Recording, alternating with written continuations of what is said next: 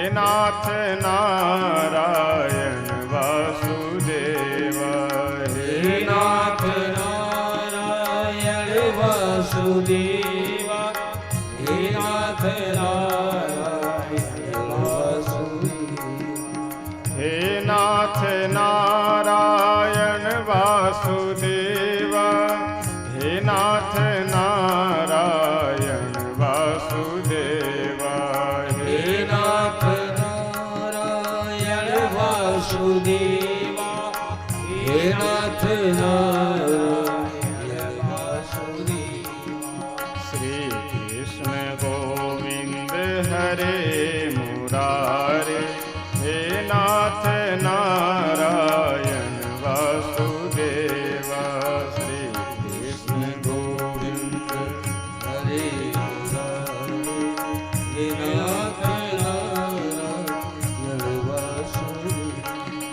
श्री कृष्ण गोविंद हरे मुरारे, हे नाथ नारायण वासुदेव, श्री कृष्ण गोविंद हरे मुरारे, हे नाथ नारायण वासुदेव। हे नाथ नारायण वासुदेव, हे नाथ नारायण वासुदेव, हे नाथ नारायण वासुदेव, हे नाथ नारायण वासुदेव। हे नाथ नारायण वासुदेव, हे नाथ नारायण वासुदेव, हे नाथ नारायण वासुदेव, हे नाथ नारायण वासुदेव। श्री कृष्ण गोविंद हरे मुरारे, हे नाथ नारायण वासुदेव, श्री कृष्ण गोविंद हरे मुरारे, हे नाथ नारायण वासुदेव। श्री कृष्ण गोविंद हरे मुरारे, हे नाथ नारायण वासुदेव, श्री कृष्ण गोविंद हरे मुरारे, हे नाथ नारायण वासुदेव।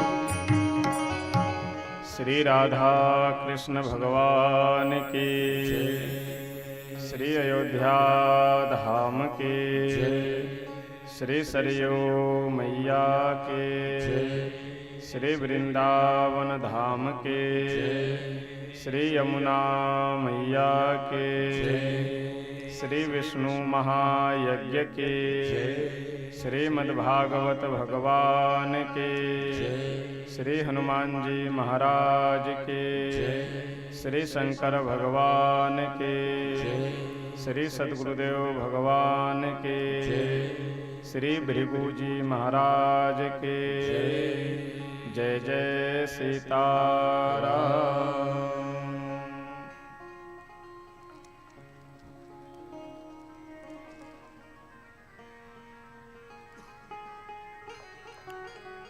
अखिल ब्रह्मांड नायक अकारण करुणा वरुणालय भक्त वांछा कल्पतरु श्री राधा कृष्ण भगवान भगवत कथा रस रसिक श्री हनुमत लाल जी महाराज, परम पूज्य श्री सद्गुरुदेव भगवान जी एवं अवध धाम से पधारे हमारे सभी वैदिक विद्वान आचार्यगण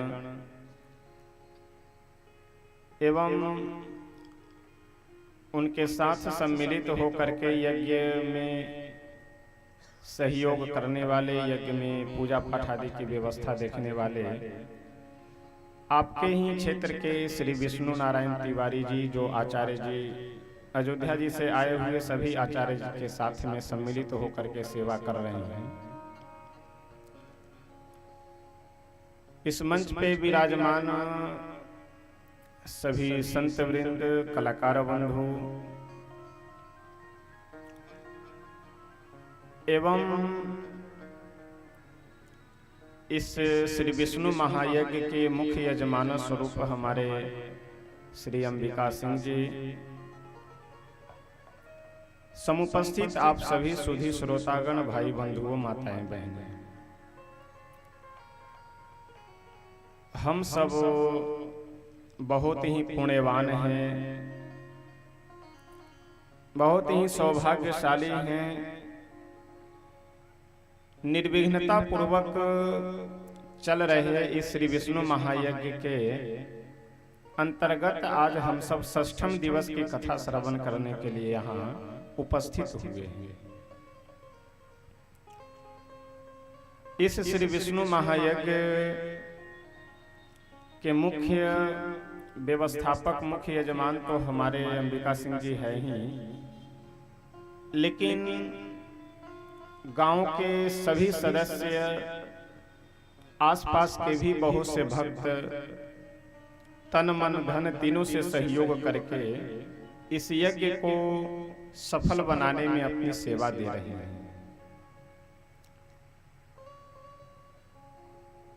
100 की लाठी एक का बोझ, एक कहावत है।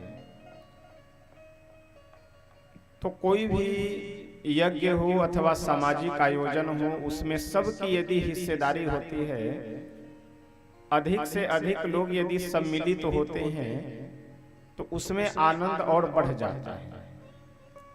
क्योंकि चाहे इस यज्ञ में भले ही 10 लाख 20 लाख खर्च हो रहा हो, लेकिन उसमें 20 लाख खर्च करके जो यज्ञ को किया जा रहा है, उसमें यदि 500 रुपए भी कोई व्यक्ति सहयोग कर देता है तो उसकी आस्था जुड़ जाती है कि इस यज्ञ में हमने भी सहयोग किया है, हमने भी सेवा किया है।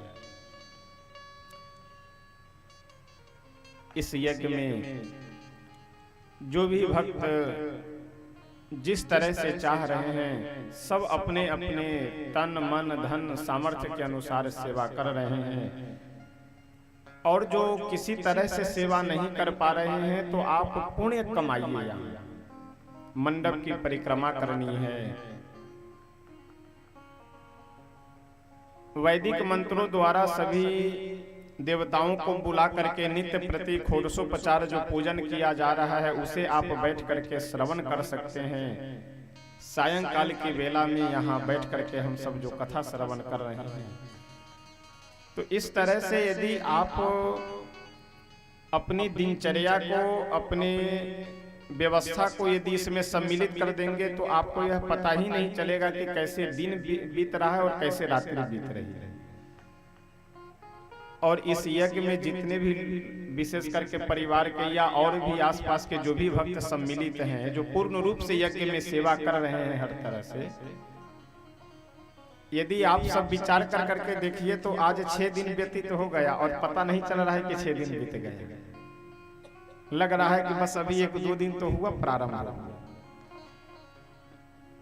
इसका कारण है, कारण यह है कि अब जैसे कथा समाप्त होगी उसके बाद में तुरंत दौड़ भाग प्रारंभ भोजन के लिए। आचार्य लोग उधर भोजन कर रहे हैं, कलाकार लोग उधर गए, संत महात्मा सब अलग भोजन जो भंडार बन रहा है वहां सब किए। बाकी और भी जो परिवार के सदस्य हैं, रिश्तेदार नातेदार या दूर से आस पड़ोस के लोग, वो सब यहाँ जनरल जहाँ भंडारा चल रहा है सामने यहाँ करना। अब भोजन करते कराते 1 बज गए। अब जैसे बिस्तर पे सोने के लिए गए, अब वो चिंता लगी हुई है कि सुबह में फिर जगना है, क्योंकि सुबह में जग करके 7 बजे तक यज्ञ मंडप में पहुंचना है। और जिनको यज्ञ मंडप में नहीं जाना है उन्हें चिंता लगी है कि सफाई करनी है, ये है वो है, ये सामान लाना है, तो कल मार्केट जाना है, तो कल यह करना है वो करना है, यानी सुबह की चिंता लगी है। अब मुश्किल से 3-4 घंटे सोए नहीं कि फिर सुबह में जगे और जल्दी जल्दी स्नान करके मंडप में आने वाले मंडप में पहुंचे, सफाई करने वाले सफाई में, ये सब करते धरते फिर 11-12 बज गए। 12 बजे पूजन समाप्त हुआ, उसके बाद फिर भोजन पानी किए, 1-2 घंटे कहीं बैठे या आराम किए, तब तक फिर हवन का कार्य प्रारंभ। और जैसे हवन से छूटे वैसे फिर कथा की व्यवस्था। तो ये जो एक नियम हम लोगों का जो बन चुका है, एक जो दिनचर्या बन चुकी है, इसके कारण हम लोगों को पता नहीं चलता है कि कैसे समय व्यतीत होता जा रहा है। इससे हम लोगों को क्या शिक्षा लेनी चाहिए? यदि जीवन, कई बार लोग कहते हैं अरे क्या बतावे, जीवन तो हमारा बोझ हो गया है, समय ही नहीं कट रहा है, जीना अब बेकार लगता है। तो यदि आप अपने मन को, यदि हम अपने समय को भगवान में लगा करके रखते हैं तो हमारा जीवन कैसे व्यतीत हो गया यह पता नहीं चलेगा आपको। जब हम लोग भगवान को भी किनारे कर देते हैं, धर्म को भी किनारे कर दिए, परोपकार को भी किनारे कर देते हैं, उसके बाद जीवन हमारा बोझ लगने लगता है। तो इसलिए जीवन में नियम अवश्य होना चाहिए। सुबह में आधे घंटे पूजा करनी है, उसके बाद जाकर अपने काम करने हैं, फिर वहां से आकर के घर की व्यवस्थाओं को देखना है। लेकिन हम लोग करते क्या है कि बस जहां बैठे गप लगा रहे हैं तो वहीं गप लगा रहे हैं, कहीं चाय की दुकान पे बैठे और प्रधानी की चर्चा छिड़ी तो फिर 2-4 घंटे उसी प्रधानी के ही चक्कर में रह गए। न परिवार से मतलब, न काम से मतलब। ऐसा नहीं होना चाहिए। आप अपने जीवन को एक व्यवस्थित तरीके से सांचे में ढालिए। इतने बजे से इतने बजे हमें यह करना है, उसके बाद परिवार में भी समय देना है, उसके बाद काम में समय देना है, उसके बाद समय से आराम भी करना है। जब जो मन हो वही करे, जैसे मन हो वैसे करे, तो ऐसे में फिर जीवन अस्त व्यस्त होने लगता है। यानी आज 6 दिनों से हम सब इस श्री विष्णु महायज्ञ में सम्मिलित होकर के कथा श्रवण कर रहे हैं, पूजा आदि में सम्मिलित होकर के भी पुण्य के भागी बन रहे हैं, seवा कर रहे हैं, जिनसे जो बन पड़ रहा है। 6 दिन व्यतीत हो गए, लेकिन समय पता नहीं चल रहा है कि आज 6 दिन व्यतीत हो गए। कोई भी कार्य प्रारंभ हो जाए जीवन में, बड़ी बात यह नहीं है। बड़ी बात यह है कि निर्विघ्नता पूर्वक वह पूरा हो जाए। कोई भी कार्य हम अपने जीवन में प्रारंभ कर रहे हैं तो इसके पीछे हम लोगों का पुण्य है, किसी न किसी पूर्व जन्म का। और यदि वह कार्य, वह सत्कार्य पूरा हो जाए तो इसके पीछे भगवान की कृपा है। और हम लोगों का यहाँ पुण्य भी है, जिसके परिणाम स्वरूप इतना सुंदर सुअवसर हम लोगों के सामने प्राप्त है। और भगवान की कृपा भी है। क्यों? क्योंकि निर्विघ्नता पूर्वक यज्ञ अपने संपन्नता की ओर अग्रसर है। यदि यज्ञ में कोई विघ्न आ जाए तो फिर मन में एक क्लेश हो जाएगा कि बताओ, इतना खर्च किया गया, इतनी व्यवस्थाएं की गई, इतना परिश्रम किया गया, लेकिन फिर भी यज्ञ हर्षोल्लास पूर्वक पूरा नहीं हो पाया। तो हम लोगों का बहुत सुंदर सौभाग्य है कि ऐसा सुअवसर प्राप्त है और निर्विघ्नता पूर्वक इसका लाभ हम लोग ले रहे हैं। यह विशेष भगवान की कृपा है। कल के कथा प्रसंग में हम सब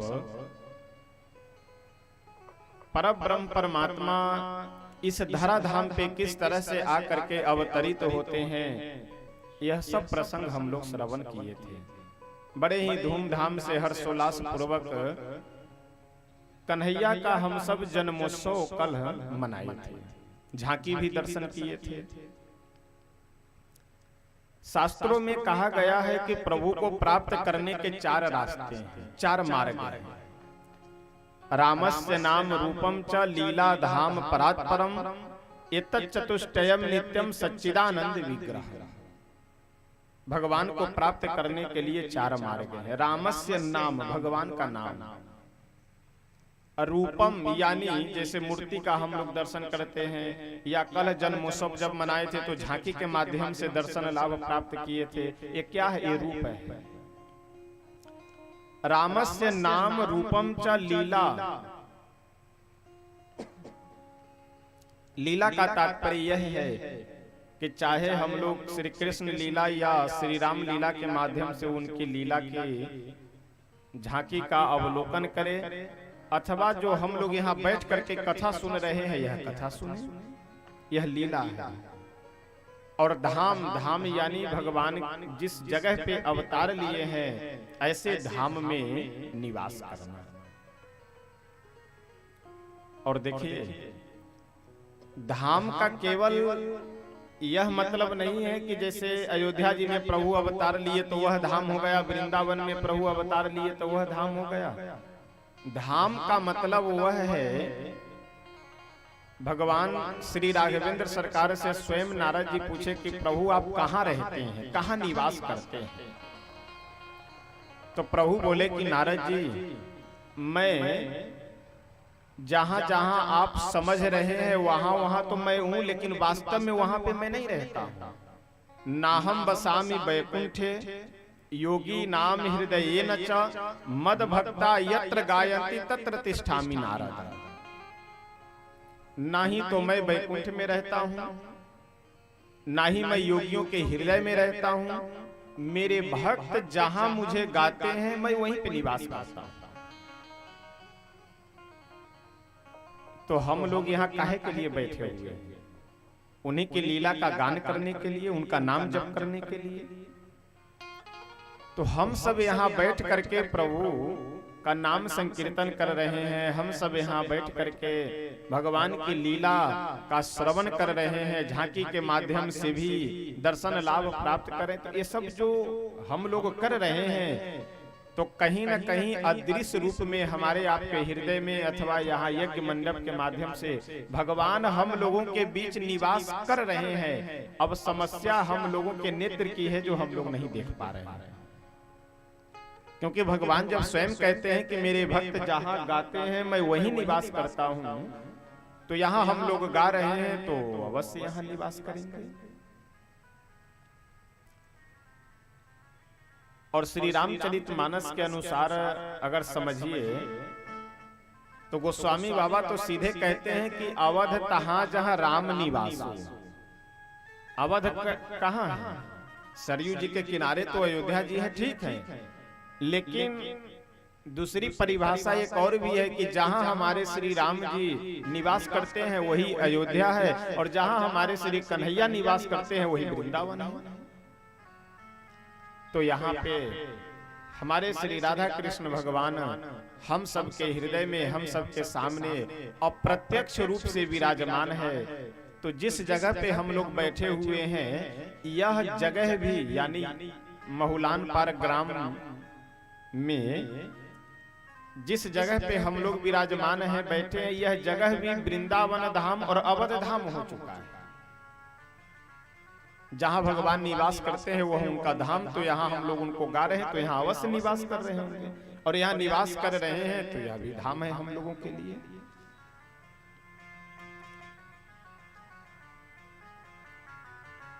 कल के प्रसंग में हम सब पूतना वध का प्रसंग श्रवण किए थे। भागवतकार कहते हैं कि बताओ संसार में ऐसा कौन सा दयालु व्यक्ति है कि जिसके शरण में जाया जाए। यानी जो पूतना मारने के लिए आई थी, लेकिन उसे भी भगवान वही पद दे रहे हैं जो पद आगे चल करके यशोदा जी और देवकी जी को देने वाले। किसी ने प्रभु से पूछा कि प्रभु पूतना तो आपको मारने के लिए आई थी, तो उसे वह पद क्यों दे रहे हैं जो माँ को देना चाहिए। भगवान बोले कि देखो अब वो मारने के लिए आई थी कि जिलाने के लिए आई थी, इससे हमें कोई लेना देना नहीं, हमें कोई मतलब नहीं। हमें मतलब केवल यह है कि बच्चे को दूध पिलाना ये किसका काम है? माँ का काम है। तो इसलिए वह मुझे दूध पिलाने के लिए आई, तो मैं तो बस इतना समझ रहा हूँ कि केवल वह माँ का काम की है, इसलिए मरने के बाद उसे माँ का पद मिलना चाहिए। इसी तरह का एक बहुत सुंदर प्रसंग रामचरितमानस का है। 2 मिनट हम लोग भागवत जी से रामचरितमानस में चलेंगे। जब श्री राम रावण युद्ध हो रहा था और युद्ध का प्रसंग भगवान भोले शंकर माता पार्वती जी को बड़े प्रेम से सुना रहे हैं, तो प्रसंग सुनाते हुए भोले बाबा कहते हैं कि देवी पार्वती तुम्हें पता है उस युद्ध में जितने भी राक्षस मर रहे हैं वे सभी राक्षस प्रभु के धाम जा रहे हैं। पार्वती मैया हाथ जोड़ करके बोली कि स्वामी कहीं आज ज्यादा बुद्धि आपकी इधर उधर तो नहीं बिगड़ गई है? भोले बाबा मुस्कुराते हुए बोले कि क्यों ऐसा कह रही हो? पार्वती मैया बोली कि स्वामी यह बताइए कि जो राक्षस प्रभु से विरोध, आवाज नहीं। पार्वती मैया बोली कि जो राक्षस प्रभु से विरोध कर रहे हैं वो आखिर मर करके भगवान के धाम कैसे जा सकते? वो भजन तो कर नहीं रहे हैं। भोले बाबा मुस्कुराते हुए बोले कि देवी तुम्हारा प्रश्न ठीक है, तुम बिल्कुल सही कह रही हो कि ये राक्षस भजन कर नहीं रहे, लेकिन प्रभु ऐसा मान लिए हैं कि ये हमारा भजन कर रहे हैं। क्यों? क्योंकि देखिए स्वाभाविक मनुष्य की एक कमी कह लीजिए अथवा गुण कह लीजिए कि मन में यह बात रहती है स्वाभाविक कि हम लोगों को अपने मित्र की जितनी याद नहीं आती है उससे अधिक याद अपने शत्रु की आती है। कोई व्यक्ति 10 बार हमें माला पहनाता है तो हमें ध्यान नहीं रहता, लेकिन एक बार यदि आप शब्द कह दे तो उसे हम लोग गांठ बांध लेते हैं। यानी हम लोगों को अपने मित्र से अधिक याद शत्रु की आती है। तो ये लंका के जितने भी राक्षस हैं ये सब क्या है? ये सब प्रभु से बैर किए हैं, प्रभु से शत्रुता किए हुए हैं। अब ये लोग घर में बैठते हैं तो केवल राम जी की चर्चा, कल राम को ऐसे पकड़ना है, कल राम को ऐसे मारना है, कल राम जी के सेना में जो एक हनुमान नाम का बानर है उसे ऐसे करना है, वैसे कर, यानी सदैव राम जी की चर्चा। और कभी आप इस कार्य को कर करके देखिएगा कि दिन में जिस बात को आप अधिक सोचेंगे, रात बच्चे को बैठाइए, नहीं तो इधर उधर हो, बच्चे को पकड़ करके बैठाइए तो डिस्टर्ब करेगा ना।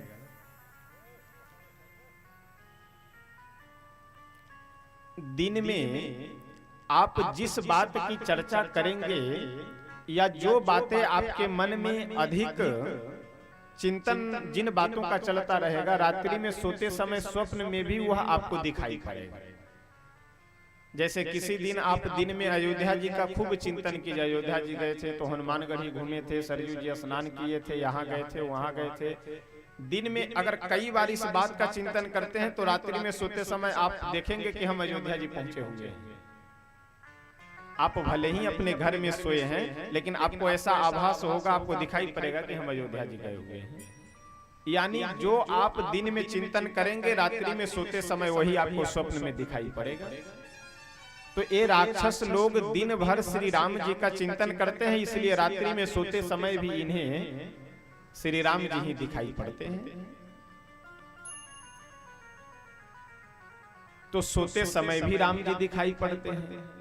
युद्ध में जब होते हैं तो राम जी के सामने होते ही हैं। अपने घर में होते हैं तो केवल राम जी की चर्चा करते हैं। तो सदैव 24 घंटे राम राम राम राम जो ये अपने मुख से निकाला करते हैं। तो भोले बाबा बोले कि देवी, भले ही यह बैर भाव से सही, भले ही ये सभी राक्षस दुश्मनी से सही, लेकिन भोले बाबा बोले कि उमा राम मृदुचित करुणाकर बैर भाव मोहि सुमिरत निशिचर। भोले बाबा बोले कि देवी, प्रभु ऐसा मान लिए हैं कि चलो कोई बात नहीं, भले ही बैर भाव से सही, लेकिन ये सब चिंतन तो हमारा ही कर रहे हैं, ये सब स्मरण तो हमारा ही कर रहे हैं। अब भले भाव अलग है तो इसलिए भाव पर ध्यान न दे करके केवल नाम पे ध्यान देते हैं कि नाम हमारा ले रहे हैं, इसलिए इनका कल्याण होना चाहिए और सबको अपने धाम भेज रहे हैं। यानी हमारे प्रभु के नाम को तो गोस्वामी बाबा कहते हैं कि भाय को भाई अनख आलसहूं, नाम जपत मंगल दिशि दसहूं। उनके शरण में कोई भाव से चला जाए, कुभाव से चला जाए, अनख आलस किसी भी तरह से यदि चला जाए तो उसका कल्याण निश्चित है। पुतना भले ही बैर भाव से सही, लेकिन प्रभु के चरणों में आकर के अपने आप को जब समर्पित कर दी तो प्रभु एक बार जब पकड़ लिए तो जब तक पुतना का कल्याण नहीं हो गया तब तक प्रभु उसे छोड़ते नहीं। एक बहुत सुंदर भजन है, आइए एक दो पंक्ति हम लोग गा करके आगे बढ़ेंगे कि वास्तव में प्रभु हमारे किस गुण पे कृपा करेंगे। अब बताइए, पुतना कोई भजन की क्या? कोई साधना की क्या, लेकिन फिर भी हमारे कन्हैया, हमारे नंद नंदन उसे अपना करके अपने माता के समान पद प्रदान करते हैं। श्री बिंदु जी महाराज कहते हैं कि प्रभु हमारे किस गुण पे कृपा करेंगे यह कहा नहीं जा सकता है। तो हमारा आपका कर्तव्य है कि हम आप केवल प्रभु का स्मरण करें, भजन करें, चिंतन करें, उनकी कथा सुने, पढ़े और प्रभु से यह निवेदन करें कि प्रभु हम आपके कृपा के पात्र तो नहीं हैं, लेकिन यदि आप चाहेंगे तो मेरे ऊपर कृपा कर सकते हैं और हम आपके कृपा के पात्र बन सकते हैं। न जाने कौन से गुण पर दया निधि रीझ जाते हैं। न जाने कौन से गुण पर दया निधि रीझ जाते हैं। न जाने कौन से गुण पर दया निधि रीझ जाते हैं। न जाने कौन से गुण पर दया निधि रीझ जाती है। न जाने कौन से गुण पर दया निधि रीझ जाते हैं। न जाने कौन से गुण पर दया निधि रीझ जाती है। यही सब वेद कहते हैं, यही सब ग्रंथ गाते हैं। यही सब वेद कहते हैं, यही सब ग्रंथ गाते हैं। न जाने कौन से गुण पर दया निधि रीझ जाते हैं। न जाने कौन से गुण पर दया निधि रीझ जाती है।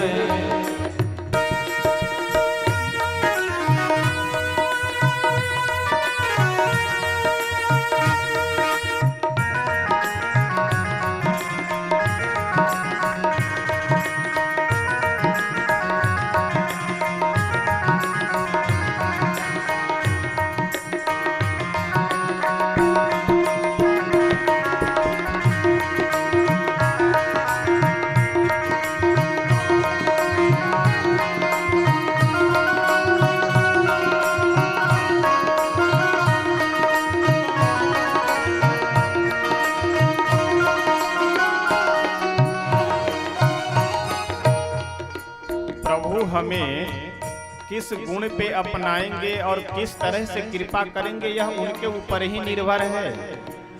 आप विचार कीजिए कि जो भगवान अयोध्या जी से बन जाते समय दशरथ जी महाराज रो रहे हैं, पूरे अवधवासी रो रहे हैं, लेकिन एक बार भी प्रभु एक आंसू नहीं गिराते हैं।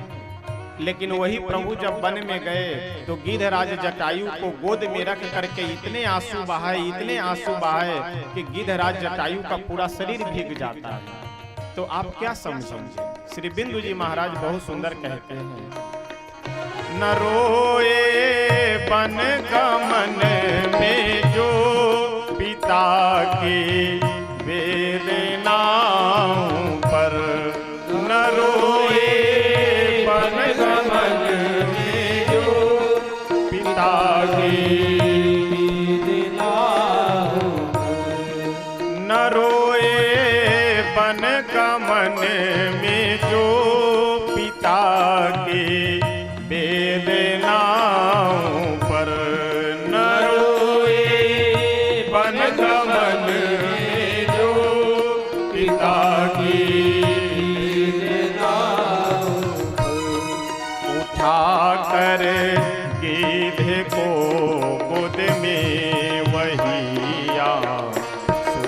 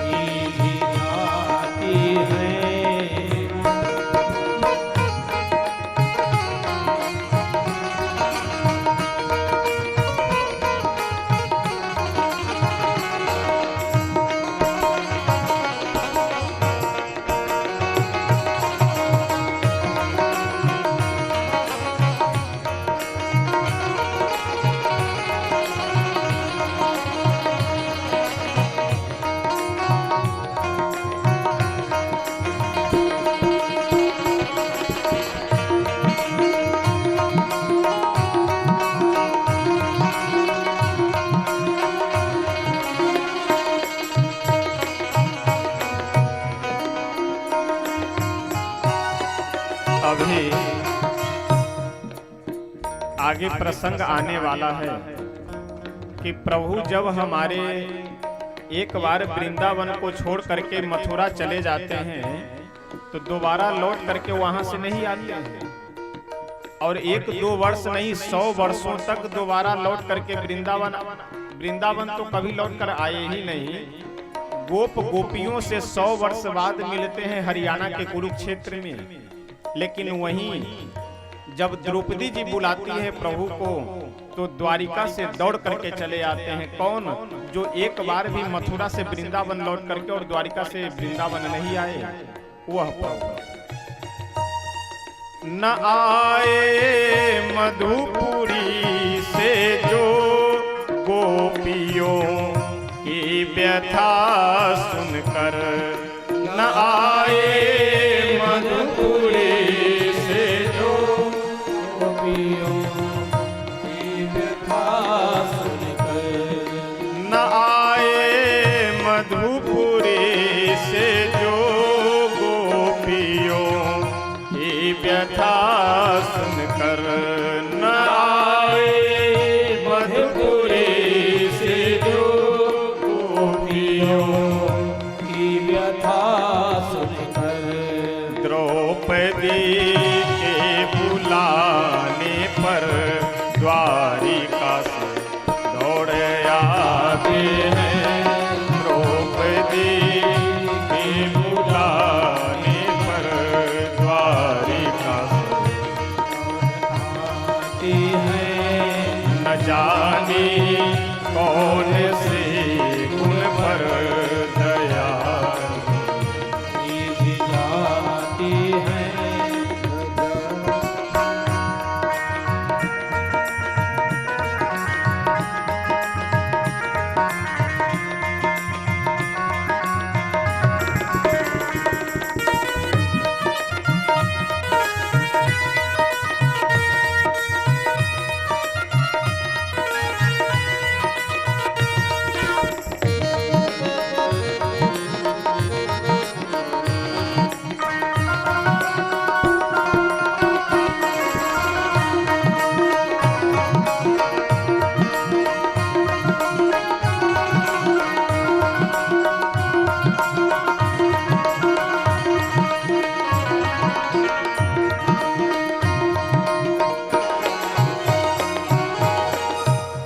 भजन की अंतिम पंक्ति में श्री बिंदु जी महाराज कहते हैं कि ब्रह्मा जी देवताओं में सबसे बड़े हैं, लेकिन उन ब्रह्मा जी को भी केवल प्रभु का एक अंगूठा धोने का सौभाग्य प्राप्त होता है।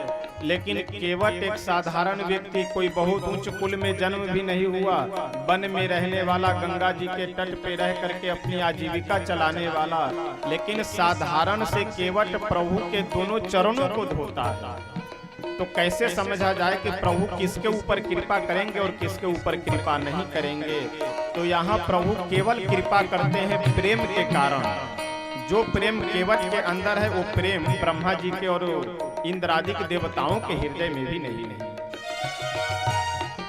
कठिनता से चरण धोकर मिले कुछ बिंदु विधि हर को, कठिनता से चरण धोकर मिले कुछ बिंदु विधि हर को, कठिनता से चरण धोकर मिले कुछ बिंदु विधि हर को, कठिनता से चरण धोकर मिले कुछ बिंदु हर को, वह चरणामृत स्वयं केवट के घर जा कर लुटाते हैं। वो चरणामृत स्वयं केवट के घर जा कर लुटाते हैं। न जाने कौन सी गुण भर दया की जाती है। न जाने कौन से गुण पर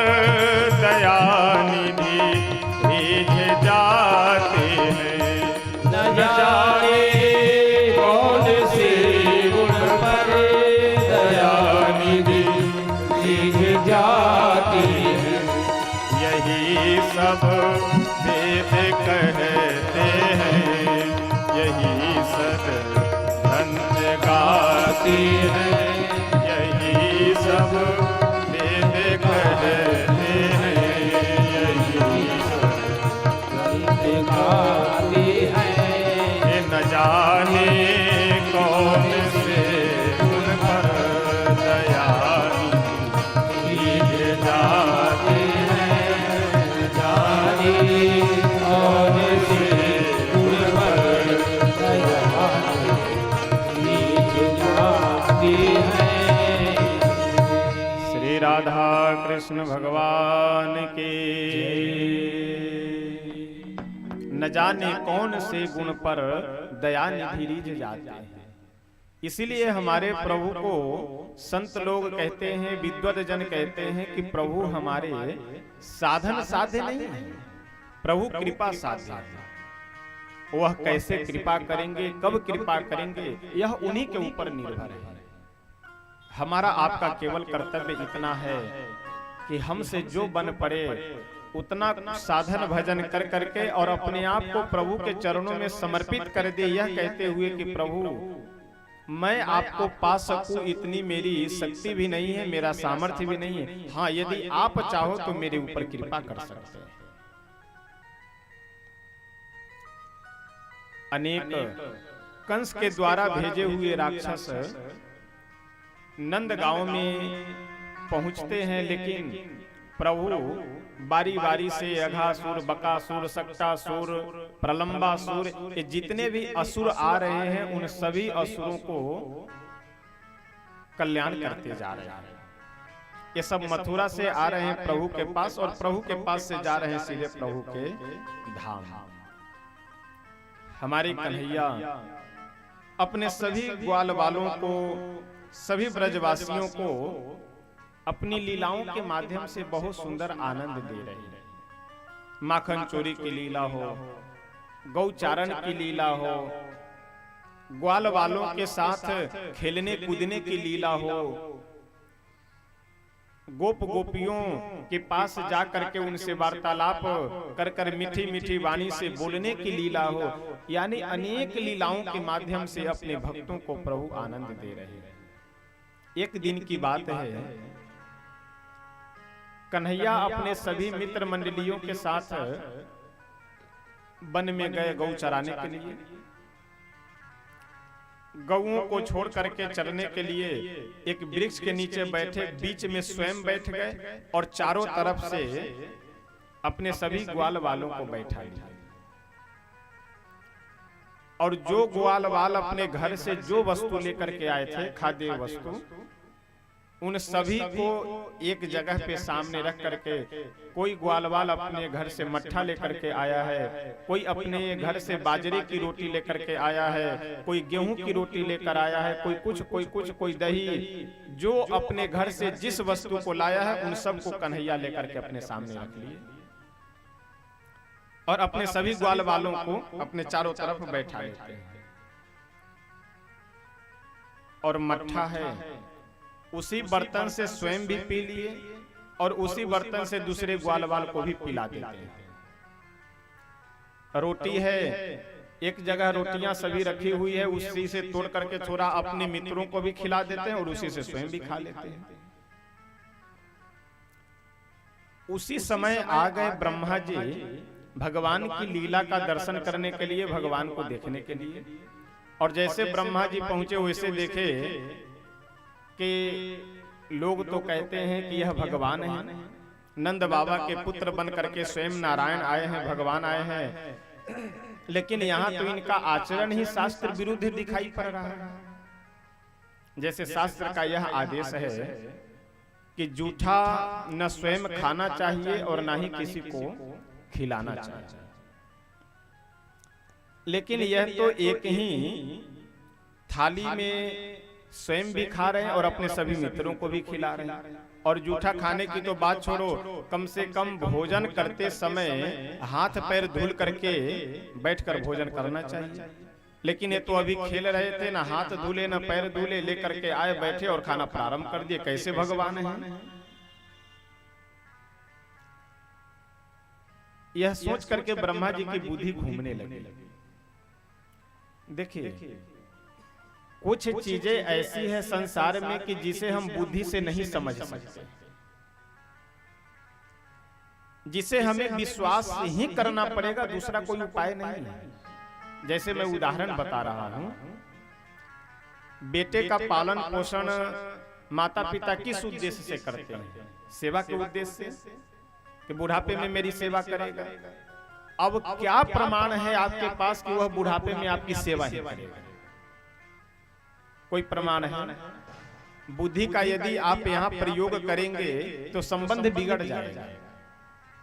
अब समाज में, समाज की तो बात छोड़िए, आप अपने गांव में पटीदारी में देखेंगे तो ऐसे तमाम परिवार हैं कि जो एक गिलास पानी बिना तरस रहे हैं और उनके 2-2, 3-3, 4-4 बेटे, फिर भी बूढ़ा बूढ़ी अलग रह करके बेचारे हिलते हुए किसी तरह अपना भोजन बनाते हैं, खाते। ये दुर्दशा है। तो अगर आप बुद्धि का प्रयोग करेंगे तब तो फिर आपको परिवार से नफरत होने लगेगी कि जब तमाम ऐसे परिवार हैं कि जिनके बेटे उनकी सेवा नहीं कर रहा है, तो पता ना मेरे भी पुत्र सेवा करे या न करे। यानी यहाँ यह बात नहीं, यहाँ आपको विश्वास ही करना पड़ेगा कि नहीं, मेरा बेटा मेरी सेवा अवश्य करेगा। आप अपनी बेटी का विवाह किसी परिवार में कर रहे हैं तो क्या प्रमाण है कि उस परिवार में जाने के बाद आपकी बेटी खुशहाल रहेगी? कोई प्रमाण नहीं। बस आपको इतने व्यवस्थाओं को देख करके कि घर परिवार ठीक ठाक हो, आचरण कमाने वाला, बस ये देख करके आप विवाह करेंगे। अब बाद में उसे दुख मिलेगा या सुख मिलेगा, यह आप पहले निश्चित नहीं कर सकते। तो संसार में बहुत सी ऐसी चीजें हैं कि जिसे आप बुद्धि से नहीं समझ सकते हैं, आपको विश्वास करना पड़ेगा। उन्हीं सब वस्तुओं में एक हमारे भगवान भी हैं कि जिनको बुद्धि से आप नहीं समझ सकते हैं, उन्हें पहले विश्वास करना पड़ेगा आपको। एक को कौन सा सर्फ है जिसका प्रचार रहता है कि पहले इस्तेमाल करे फिर विश्वास करे? तो घड़ी, यानी पहले इस्तेमाल करे फिर विश्वास करे, ये भगवान के यहाँ पे लागू नहीं होता है। पहले विश्वास करे फिर इस्तेमाल करे। भगवान क्या है? वो LIC के समान है। यानी पहले आप धीरे धीरे जमा कीजिए तो आने वाले समय में इकट्ठे मिलेगा। लेकिन आप वहीं LIC में जाकर के यह कहिए नहीं, पहले हमें इकट्ठा दे दो, उसके बाद हम धीरे धीरे जमा करेंगे तो फिर बाहर का रास्ता दिखला दिया जाएगा। तो भगवान की व्यवस्था LIC के समान है, सर्फ के समान नहीं है कि पहले इस्तेमाल करे फिर विश्वास करे। यहाँ तो आपको हमें विश्वास करना ही पड़ेगा। और एक दिन मैं निवेदन कर रहा था, हम लोगों की विडंबना तो यह है कि जितना विश्वास हम लोग संसार के ऊपर करते हैं, उसका यदि 10% भी विश्वास भगवान पे कर ले तो अवश्य हम लोग का कल्याण हो जाएगा। अब हम लोग संसार के ऊपर इतना विश्वास करते हैं, इतना विश्वास करते हैं कि सबसे बढ़िया उदाहरण एक दिन मैं बता रहा था आप लोगों को, शायद कुछ लोग नहीं रहे होंगे तो नहीं सुने होंगे। अधिकतर व्यक्ति सैलून या नाव के पास जाते हैं दाढ़ी बनवाने के लिए, और वहां गए, जाकर के कुर्सी पे बैठे और बैठ करके अपना नेत्र बंद कर लेते हैं, और वह दाढ़ी बनाने वाला व्यक्ति एकदम तेज धार से युक्त छुरी या ब्लेड आदि का वो लेकर के, और दाढ़ी बनाते बनाते बनाते गर्दन के पास लेकर के जाता है वो एकदम तेज छुरी, और ऊपर नीचे कर करके दाढ़ी बना रहा है। यदि ऊपर नीचे छुरी को कर करके नहीं, थोड़ा सा यदि दाहिने बाएं घुमा दे गर्दन पे तो राम नाम सत्य। और आश्चर्य की बात, हम लोग जब वहां बैठते तो नेत्र बंद, वहां आंख खोले भी नहीं रहते हैं, आंख बंद कर लेते हैं। यानी मानो हम अपना गर्दन बिल्कुल उसके सामने समर्पित कर देते हैं कि भैया वे गर्दन को रखो, चाहे समाप्त करो, तुम्हारे हवाले है।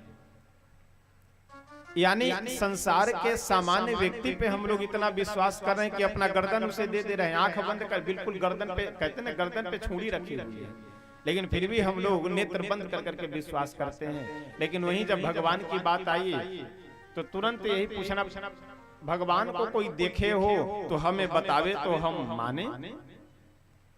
अब महात्मा गांधी को यहाँ देखने वाले कितने लोग बैठे, हम लोग तो नहीं देखे हैं।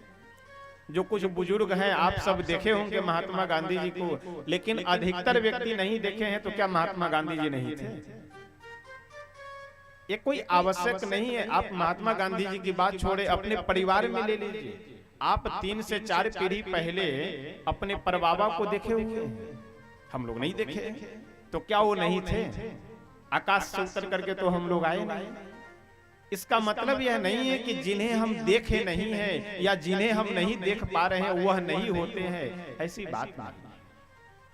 और सबसे बढ़िया समझने के लिए उदाहरण तो यह है कि जो व्यक्ति कहे कि भगवान को हम नहीं देखे हैं इसलिए भगवान नहीं होते हैं, उनको आप लेकर के जाइए और बिजली का तार छुआ दीजिए उसे, क्योंकि बिजली के तार में करंट भी दिखाई तो पड़ता नहीं, इसका मतलब नहीं है। तो ऐसा नहीं है कि जो हमें दिखाई नहीं पड़ रहा है वह होता नहीं। 1 लाख वोल्ट 33,000 वोल्ट 11,000 वोल्ट का करंट तार से जा रहा होता है, लेकिन दिखाई पड़ता है क्या हम लोगों को? बिल्कुल नहीं दिखाई पड़ता। जैसे करंट है उस समय तार की स्थिति रहती है, उसी तरह से लाइन आने के बाद, करंट आने के बाद भी तार की वही स्थिति, न नीला पीला भी कुछ नहीं होना है, जैसा रंग है वैसा बना रहता है। तो क्या करंट नहीं है? और नहीं है समझने के लिए तो तार पकड़ करके देख ले, यही उपाय है, और दूसरा क्या उपाय है? तो कहने का तात्पर्य कि यह कहना कि जिसे हम नहीं नेत्रों से देख पा रहे हैं वही संसार में नहीं होते हैं, इससे बड़ी मूर्खता और इससे बड़ी गधा पचीसी और संसार में कोई कुछ नहीं हो सकता। हमारे एक से एक ऋषि महर्षि हुए, बड़े बड़े संत महात्मा हुए जो साक्षात प्रभु का दर्शन किए और आज भी कर रहे हैं, आगे भी करेंगे। जिसकी जैसी योग्यता होगी उस अनुसार साधन भजन के द्वारा प्रभु का दर्शन लाभ प्राप्त करता है। ब्रह्मा जी देखे कि बताओ यह कैसे भगवान है कि जो शास्त्र सम्मत आचरण भी नहीं है, इसका मतलब लोग गलत प्रचार कर दिए हैं कि ये भगवान है। तो किसी को सही या गलत निर्णय करने के लिए परीक्षा ही लिया जा सकता है। ब्रह्मा जी गए और जितने भी बछड़े चर रहे थे, जिनको वन में छोड़े थे प्रभु चरने के लिए, उन सारे बछड़े को लेकर के गए और जाकर के अपने ब्रह्मलोक में छिपा दिए। और फिर आए दोबारा देखने के लिए। जब घर पे जाने का समय हुआ तो भगवान अपने सभी ग्वाल वालों से बोले कि मित्रों जा करके देखो कि बछड़े कहाँ रह गए। बछड़े आ नहीं रहे। सभी ग्वाल वाल गए देखने के लिए तो बछड़े कहीं मिले ही नहीं, दूर दूर तक देख करके आ गया। अब ग्वाल वाल जब गए खोजने के लिए तो पता लगा कि ग्वाल वालों को भी ब्रह्मा जी आए और अचेत कर करके लेकर गए, ब्रह्मलोक में छिपा कर रख दिए। प्रभु बोले कि हद है, बछड़े गए बछड़े लौट करके नहीं आए, ग्वाल वाल मेरे मित्र गए खोजने के लिए वह भी लौट करके नहीं आए। नेत्र बंद कर करके देखे तो समझ गए कि ब्रह्मा बाबा चक्कर चलाए हुए हैं। प्रभु बोले कि ब्रह्मा जी आप हैं इंजीनियर और हम हैं माता के समान। अब यहाँ आप ध्यान से समझिएगा, कोई मकान बनाने वाला आर्किटेक्चर हो, इंजीनियर हो, तो वह इंजीनियर मकान को तो बनाता है, लेकिन मकान को बनाने के लिए उसे मटेरियल की आवश्यकता होती है। सीमेंट चाहिए, छड़ चाहिए, सरिया, गिट्टी, मोरंग, काम करने वाला आदमी, यानी ये सारे मटेरियल जब एकत्रित होगा तभी इंजीनियर मकान बना सकता है। लेकिन माँ जब अपने बच्चे को गर्भ से जन्म देती है तो उसे अलग से किसी मटेरियल की आवश्यकता नहीं होती है। बच्चे को शरीर के निर्माण के लिए जितने भी धातुओं की आवश्यकता है सब स्वतः अपने शरीर से निर्माण कर करके बच्चे का शरीर, प्राकृतिक व्यवस्था है, भगवान की व्यवस्था है, वह निर्माण हो जाता है। यानी जो इंजीनियर है उसे अलग से मटेरियल चाहिए मकान बनाने के लिए, लेकिन बच्चे के शरीर को बनाने के लिए माँ को अलग से किसी मटेरियल की नहीं, शरीर के ही धातुओं से उसके भी शरीर निर्माण हो जाते हैं। तो भगवान ब्रह्मा जी से बोले कि ब्रह्मा जी आपको जब 5 प्रकार का मटेरियल मिलता है तब आप इस सृष्टि की रचना करते हैं। यानी पृथ्वी, जल, तेज, वायु, आकाश, क्या है? मटेरियल ही तो है। यह वस्तुएं जब आपको मिलती है तब आप सृष्टि का निर्माण करते हैं, लेकिन हमें सृष्टि का निर्माण करने के लिए इन वस्तुओं की आवश्यकता नहीं है। अब प्रभु किए क्या कि स्वयं ही बछड़े भी बन गए और स्वयं ग्वालवाल भी बन गए। और आश्चर्य की बात है, जिसका जैसा स्वभाव, जिसकी जैसे शरीर का रंग, जिसकी जैसी व्यवस्था, जिसका जैसा हाव भाव, बिल्कुल उसी तरह से भगवान बन गए। जब ये सभी ग्वालवाल अपने अपने घर गए तो इनके माता पिता पहचान ही नहीं पाए कि ये हमारे पुत्र नहीं है, बिल्कुल एकदम सेम टू सेम। और देखिए, एक दिन मैं निवेदन कर रहा था कि मनुष्य की बनाई हुई प्रत्येक व्यवस्था में लेटेस्ट मॉडल की आवश्यकता होती है। यानी प्रति वर्ष हर गाड़ियों का लेटेस्ट मॉडल आता रहता है। बोलेरो का भी लेटेस्ट मॉडल, स्कॉर्पियो का, चाहे जितनी गाड़ियां हैं प्रत्येक गाड़ियों का लेटेस्ट मॉडल आता रहता है। लेकिन भगवान की बनाई हुई वस्तुओं में कोई लेटेस्ट मॉडल की जरूरत नहीं है। अगर इसमें लेटेस्ट मॉडल बनाने का प्रयास करेंगे तो मॉडल ही बिगड़ जाएगा। अब भगवान नाक को यहाँ बनाए है और इस नाक को अगर खोपड़ी पे या पीछे लगा दिया जाए तो आप विचार कीजिए कि आदमी कैसा दिखेगा। यानी अच्छा खासा सुंदर चेहरा बांगुड़ू जैसा दिखने लगेगा।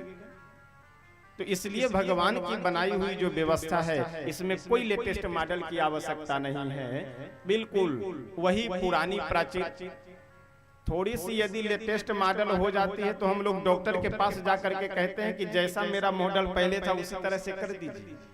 यानी थोड़ा सा नस यदि इधर से उधर हो जाए तो हम लोग यही कहते हैं कि नहीं डॉक्टर साहब, जैसे नस पहले था उसको सही कर करके फिर वही कर दीजिए, क्योंकि चलने में बहुत समस्या हो रही है। ये भगवान की बनाई हुई व्यवस्था है। और शायद कथा के बीच में हमने एक दिन निवेदन किया था इस बात को कि एक सज्जन एक बार एक संत से पूछे कि महाराज जी यह बताइए कि आदमी को सुनने के लिए एक पतला सा यहाँ छिद्र कर दिया जाता तो वही पर्याप्त था। ये जो कान का ऊपर पूरा ये ढक्कन जो सिस्टम बना हुआ है इसकी क्या आवश्यकता थी? इसकी कोई आवश्यकता नहीं। ये फालतू शरीर के ऊपर बोझ बना हुआ है। महात्मा जी बोले कि देखो, ब्रह्मा जी बहुत बुद्धिमान थे। उन्हें पहले से यह बात पता थी कि जब आदमी बुजुर्ग होगा तो आंख से कम दिखाई पड़ेगा, और आंख से कम दिखाई पड़ेगा तो चश्मा लगाएगा, और जब चश्मा लगाएगा तो चश्मा का हैंडल कहाँ पे रखेगा? अगर ये सिस्टम मान लीजिए नहीं बना हुआ होता तो फिर चश्मे को रस्सी से पकड़ कर खींच कर बांधना पड़ता। यानी भगवान की बनाई हुई व्यवस्था कोई भी न खराब है, न अनुपयोगी है, और ना ही उसमें कोई लेटेस्ट मॉडल की आवश्यकता है। एक बार जो प्रभु बना दिए बस बना दिए, उसमें दोबारा किसी बदलाव की आवश्यकता ही नहीं। धीरे धीरे एक दिन दो दिन नहीं, पूरा एक वर्ष व्यतीत हो गया। एक दिन बलराम जी देखे कि क्या बात है, आजकल ग्वाल वालों को पिटाई भी नहीं लगती है, माता पिता इसके नाराज भी होते हैं, लेकिन जैसे पास में जाते हैं वैसे उनका गुस्सा शांत हो जाता है। ये बछड़े भी अपनी माँ के पास जैसे पहुंचते हैं तो बछड़े बड़े बड़े हो गए हैं, लेकिन फिर भी इनकी माँ इनको दूध पिलाने लगती है। क्या कारण है कि इतना प्रेम जागृत हो रहा है ब्रज में? अब नेत्र बंद कर करके जब देखे तो जितने बछड़े हैं उसमें कन्हैया ही दिखाई पड़ने लगे बलराम जी को। जितने ग्वाल वाल हैं उन सभी ग्वाल वालों में कन्हैया ही दिखाई पड़ने लगे। पहले जब ध्यान लगाते थे तो सभी बछड़ों में किसी में कोई ऋषि दिखाई पड़ते थे, किसी में कोई देवता दिखाई पड़ते थे, किसी बछड़े में कोई भक्त दिखाई पड़ते थे, लेकिन अब सब में कन्हैया ही कन्हैया। बलराम जी जाकर के एकांत में पूछे कन्हैया से कि कन्हैया क्या कारण है, क्या बात है? कन्हैया बोले कि दाऊ जी ऐसी ऐसी बात है, ब्रह्मा जी सब का हरण कर करके लेकर चले गए थे, इसलिए मैं ही सब बना हुआ। एक वर्ष के बाद ब्रह्मा जी आए देखने के लिए। क्या देखने के लिए? कि वृंदावन की क्या स्थिति है। मैं तो बछड़ों को चुरा कर यहाँ ले आया हूँ, ग्वाल वालों को भी लाकर यहाँ रख दिया हूँ। जब यहाँ पे आए तो यहाँ आकर के देखे कि वे सारे बछड़े बढ़िया आनंदित होकर के वन में चढ़ रहे हैं। जितने ग्वाल वालों को लेकर के मैं ब्रह्मलोक गया था वे सब ग्वाल वाले यहाँ खेल रहे हैं। ब्रह्मा जी को लगा कि शायद मैं वहां अपने ब्रह्मलोक में गुफा में रख करके जब अपने महल में चला गया तो ये सब उठ करके भाग आए होंगे वहां से। अब गए जब दोबारा ब्रह्मलोक में देखने के लिए तो देखे सब वहां बिल्कुल सो रहे हैं अचेत होकर के। फिर दौड़ करके आए पृथ्वी पे वृंदावन में, यहाँ आकर के देखे तो यहाँ भी सब दिखाई पड़े। अब जब 2-4 बार आना जाना हुआ तो ब्रह्मा जी की बुद्धि चक्कर खाने लगी। अंत में समझ गए कि हमसे बहुत बड़ी भूल हो गई है।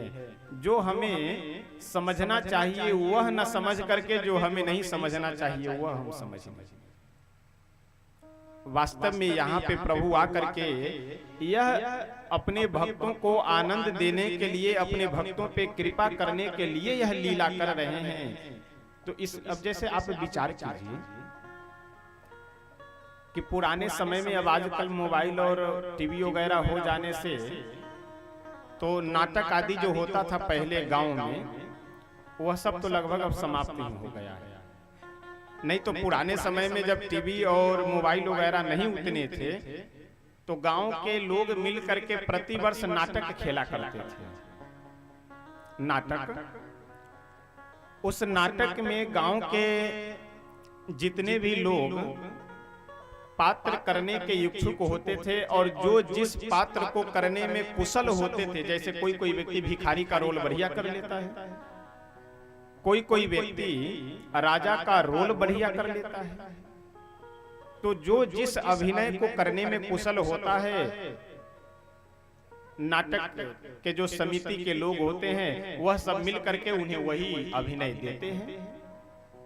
अब आप विचार कीजिए कि नाटक हो रहा हो, उसमें गांव का बढ़िया कोई जमीन वाला व्यक्ति जिसे 20-25 बीघे जमीन हो, पैसे वाला भी हो, और वह आदमी भिखारी का अभिनय, भिखारी का रोल बहुत बढ़िया कर लेता हो और उसे नाटक समिति अभिनय करने का, भिखारी का ही रोल अभिनय करने का उसे दे दे, और वह व्यक्ति फटा पुराना वस्त्र पहन करके मंच पे जाए और हाथ में एक कटोरी लेकर के खूब गिड़गिड़ा रहा हो, अरे भाई 2 दिन से भूखे हैं, कोई खाने को दे दो, कहीं खाने को नहीं, अरे 1 रुपए कोई दे दो। अब इतने में नीचे दर्शक जितने बैठे हुए हों उसमें से कोई एक उसका मित्र उठ करके खड़े हो और कहे कि अरे मित्र तुम भीख मत मांगो, मैं हूं तुम्हारी सहायता के लिए। अब आप विचार कीजिए नाटक बिगड़ जाएगा कि नहीं। वहां तो विशेषता यह है कि चाहे भले ही वह कितना भी पैसे वाला हो, कितना भी बड़ा जमींदार हो, लेकिन मंच पे यदि गया है तो बढ़िया भिखारी का ऐसा रोल करे, ऐसा अभिनय करे कि सभी दर्शक मुग्ध हो जाए कि वाह गजब का अभिनय करते हैं। यही स्थिति हमारे भगवान की है। यह हमारे प्रभु हैं, भगवान हैं, लेकिन जब रोने का अभिनय करते हैं तो महाराज ऐसा रोते हैं कि अच्छे रोने वाले फेल हो जाए। जैसा अभिनय करते हैं उस अभिनय को पूर्ण रूप से अपने जीवन में उतार करके अभिनय करते हैं। यही तो हमारे प्रभु की विशेषता है। इस समय हमारे परब्रह्म परमात्मा भगवान भी ग्वाल वालों के साथ उनका मित्र बन करके आए हैं और यहाँ ज्यादा वो कर्मकांड और अपनी भगवत्ता दिखलाएंगे तो फिर जो आनंद मिलना चाहिए वह आनंद नहीं मिल सकता है। ब्रह्मा जी समझ गए कि यह कोई साधारण नहीं, यह साक्षात भगवान है। आकर के चरणों में ब्रह्मा जी प्रणाम किए और प्रणाम कर करके बोले कि प्रभु हमसे बहुत बड़ी भूल हो गई। और 1-2 नहीं 40 श्लोकों में प्रभु की प्रार्थना करते हैं, लेकिन प्रभु ब्रह्मा जी से कुछ बोले ही क्यों नहीं बोले। अच्छा आप स्वाभाविक विचार कीजिए कि किसी माँ से उसके बच्चे को दूर कर करके क्या माँ को खुश किया जा सकता है। उसको चाहे जितना धन दे दीजिए, जितना सम्मान कर दीजिए, लेकिन अगर किसी माँ को उसके बच्चे से दूर कर दीजिए तो कितना भी धन सम्मान देने के बाद भी वो खुश नहीं हो सकती। उसी तरह से भगवान के भक्तों को यदि कोई भगवान से दूर कर दे तो वह चाहे जितनी भी भगवान की पूजा पाठ आरती करे, भगवान उसे कभी खुश नहीं हो सकते। ब्रह्मा जी क्या किए, भगवान के जो अनन्य भक्त ग्वाल वाल हैं, उन सभी ग्वाल वालों को भगवान से दूर कर दिए। भगवान के जो अनन्य भक्त ये सभी बछड़े हैं, उन बछड़ों को ब्रह्मा जी भगवान से दूर कर देते हैं। इसलिए ब्रह्मा जी से प्रभु खुश नहीं हुए, नाराज हुए। और बहुत सुंदर यहाँ एक प्रसंग आता है। ब्रह्मा जी को अपना प्रभाव दिखलाने के लिए भगवान किए क्या कि इधर ब्रह्मा जी सभी ग्वाल वाल और बछड़ों को लेकर के आए देने के लिए।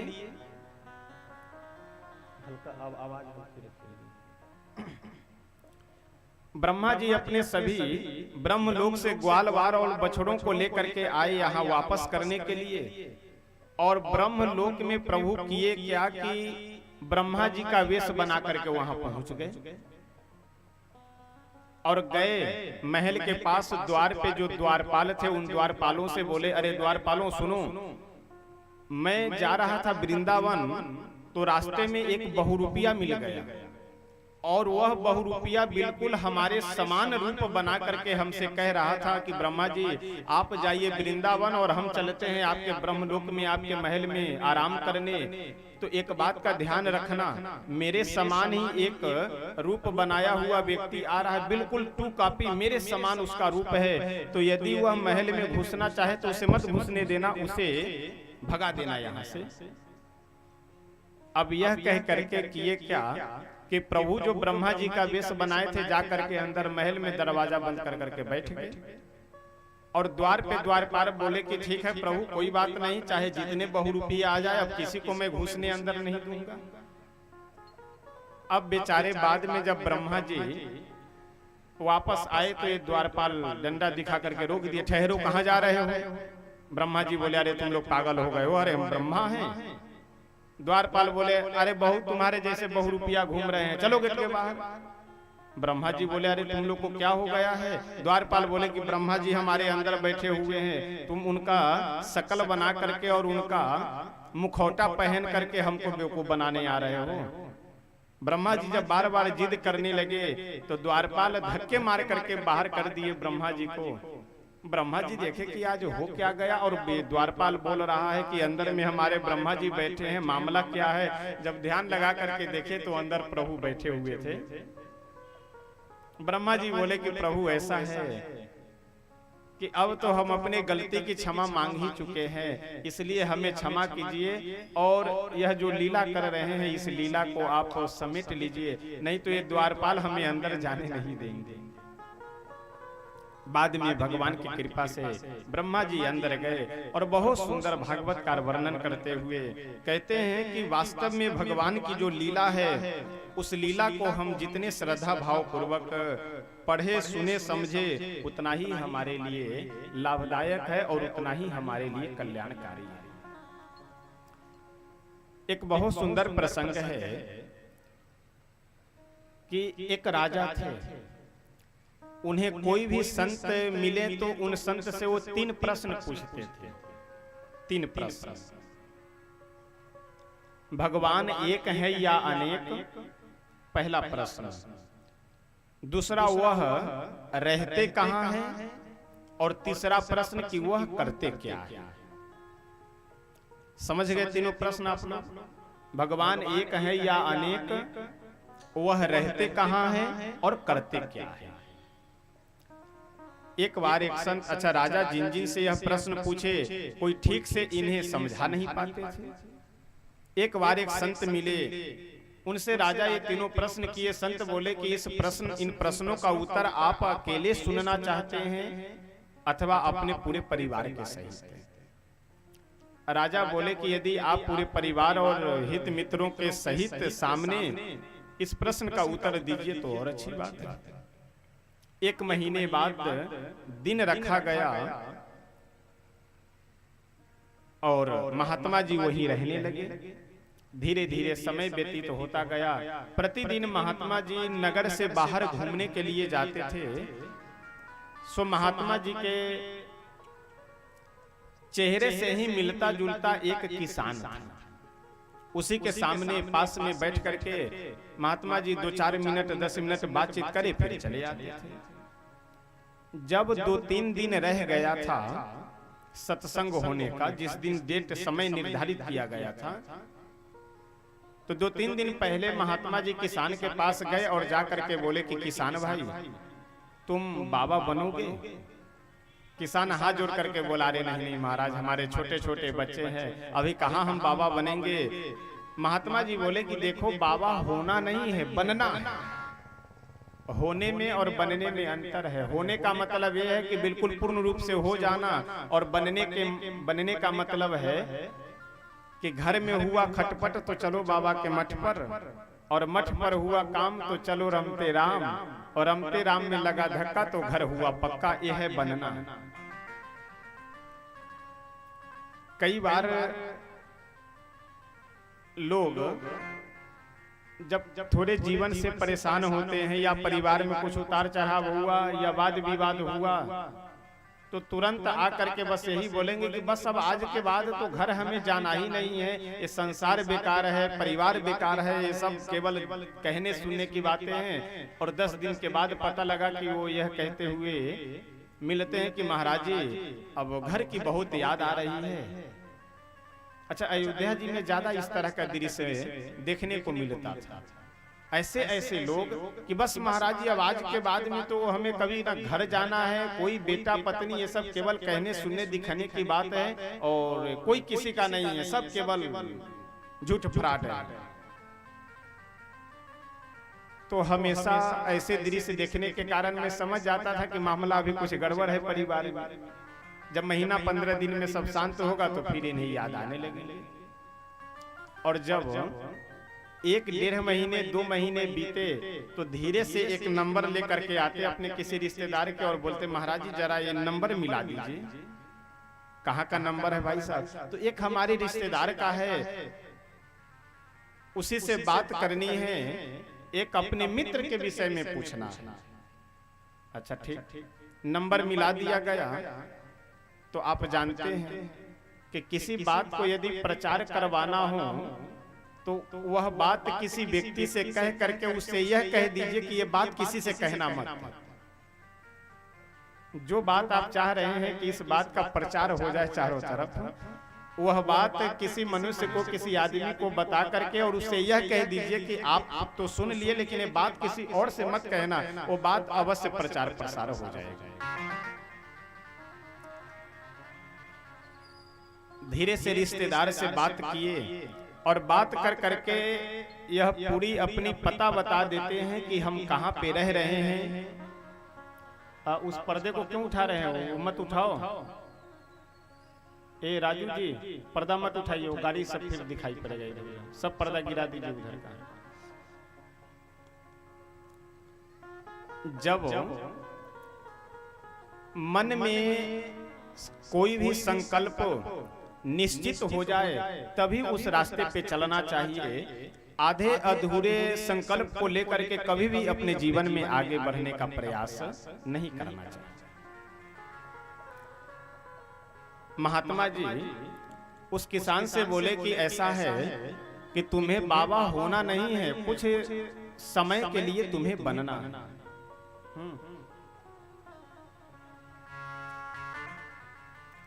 किसान बोला, महाराज बनने के लिए तो हम तैयार हैं, लेकिन करना क्या होगा?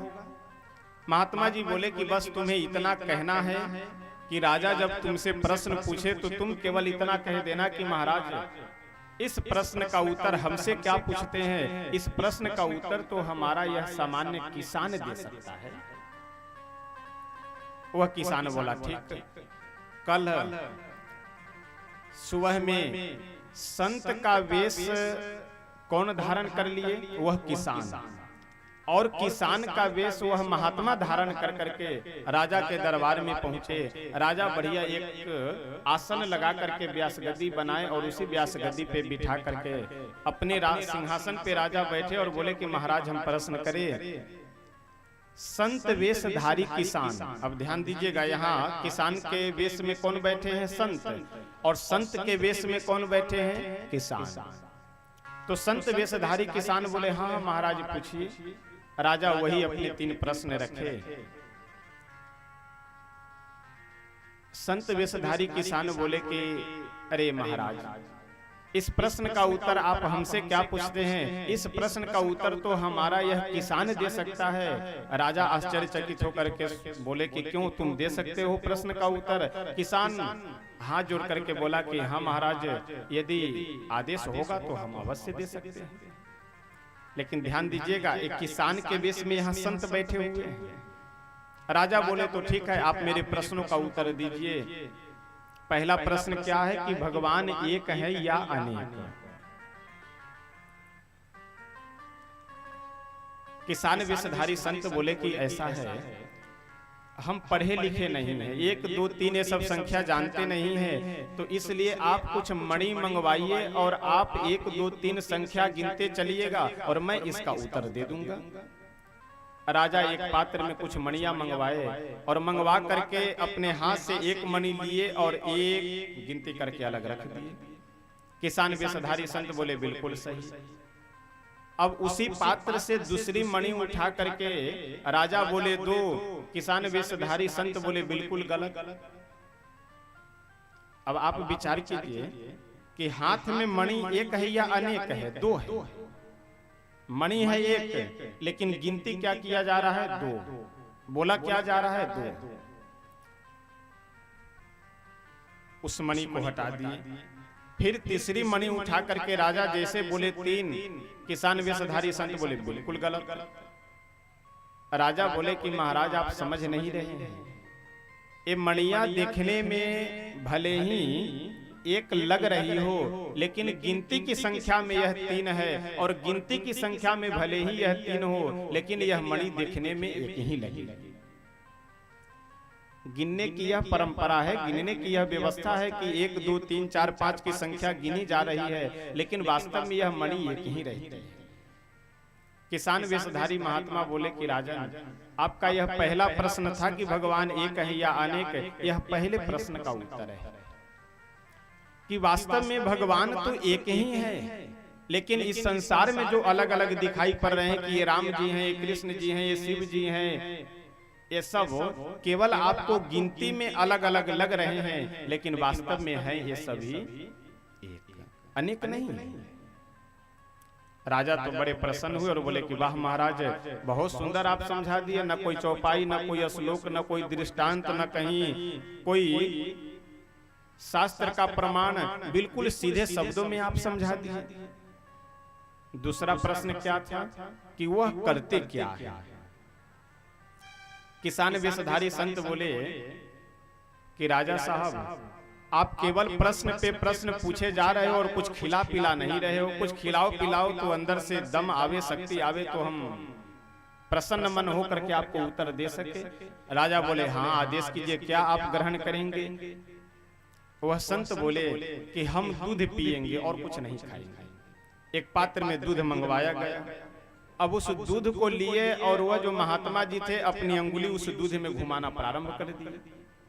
अब बार बार जब अंगुली घुमाना प्रारंभ किए तो राजा बोले कि महाराज, आप ये अंगुली बार बार क्यों घुमा रहे हैं? उसमें चीनी और ये सब केसर वगैरह मिलाकर लाया गया है, उसे सीधे पी लीजिए।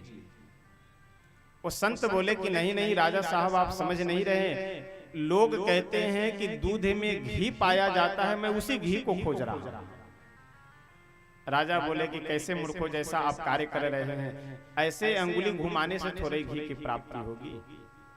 इस दूध के अंदर घी विराजमान है, लेकिन वह दिखाई नहीं पड़ता है। दिखाई कब पड़ेगा?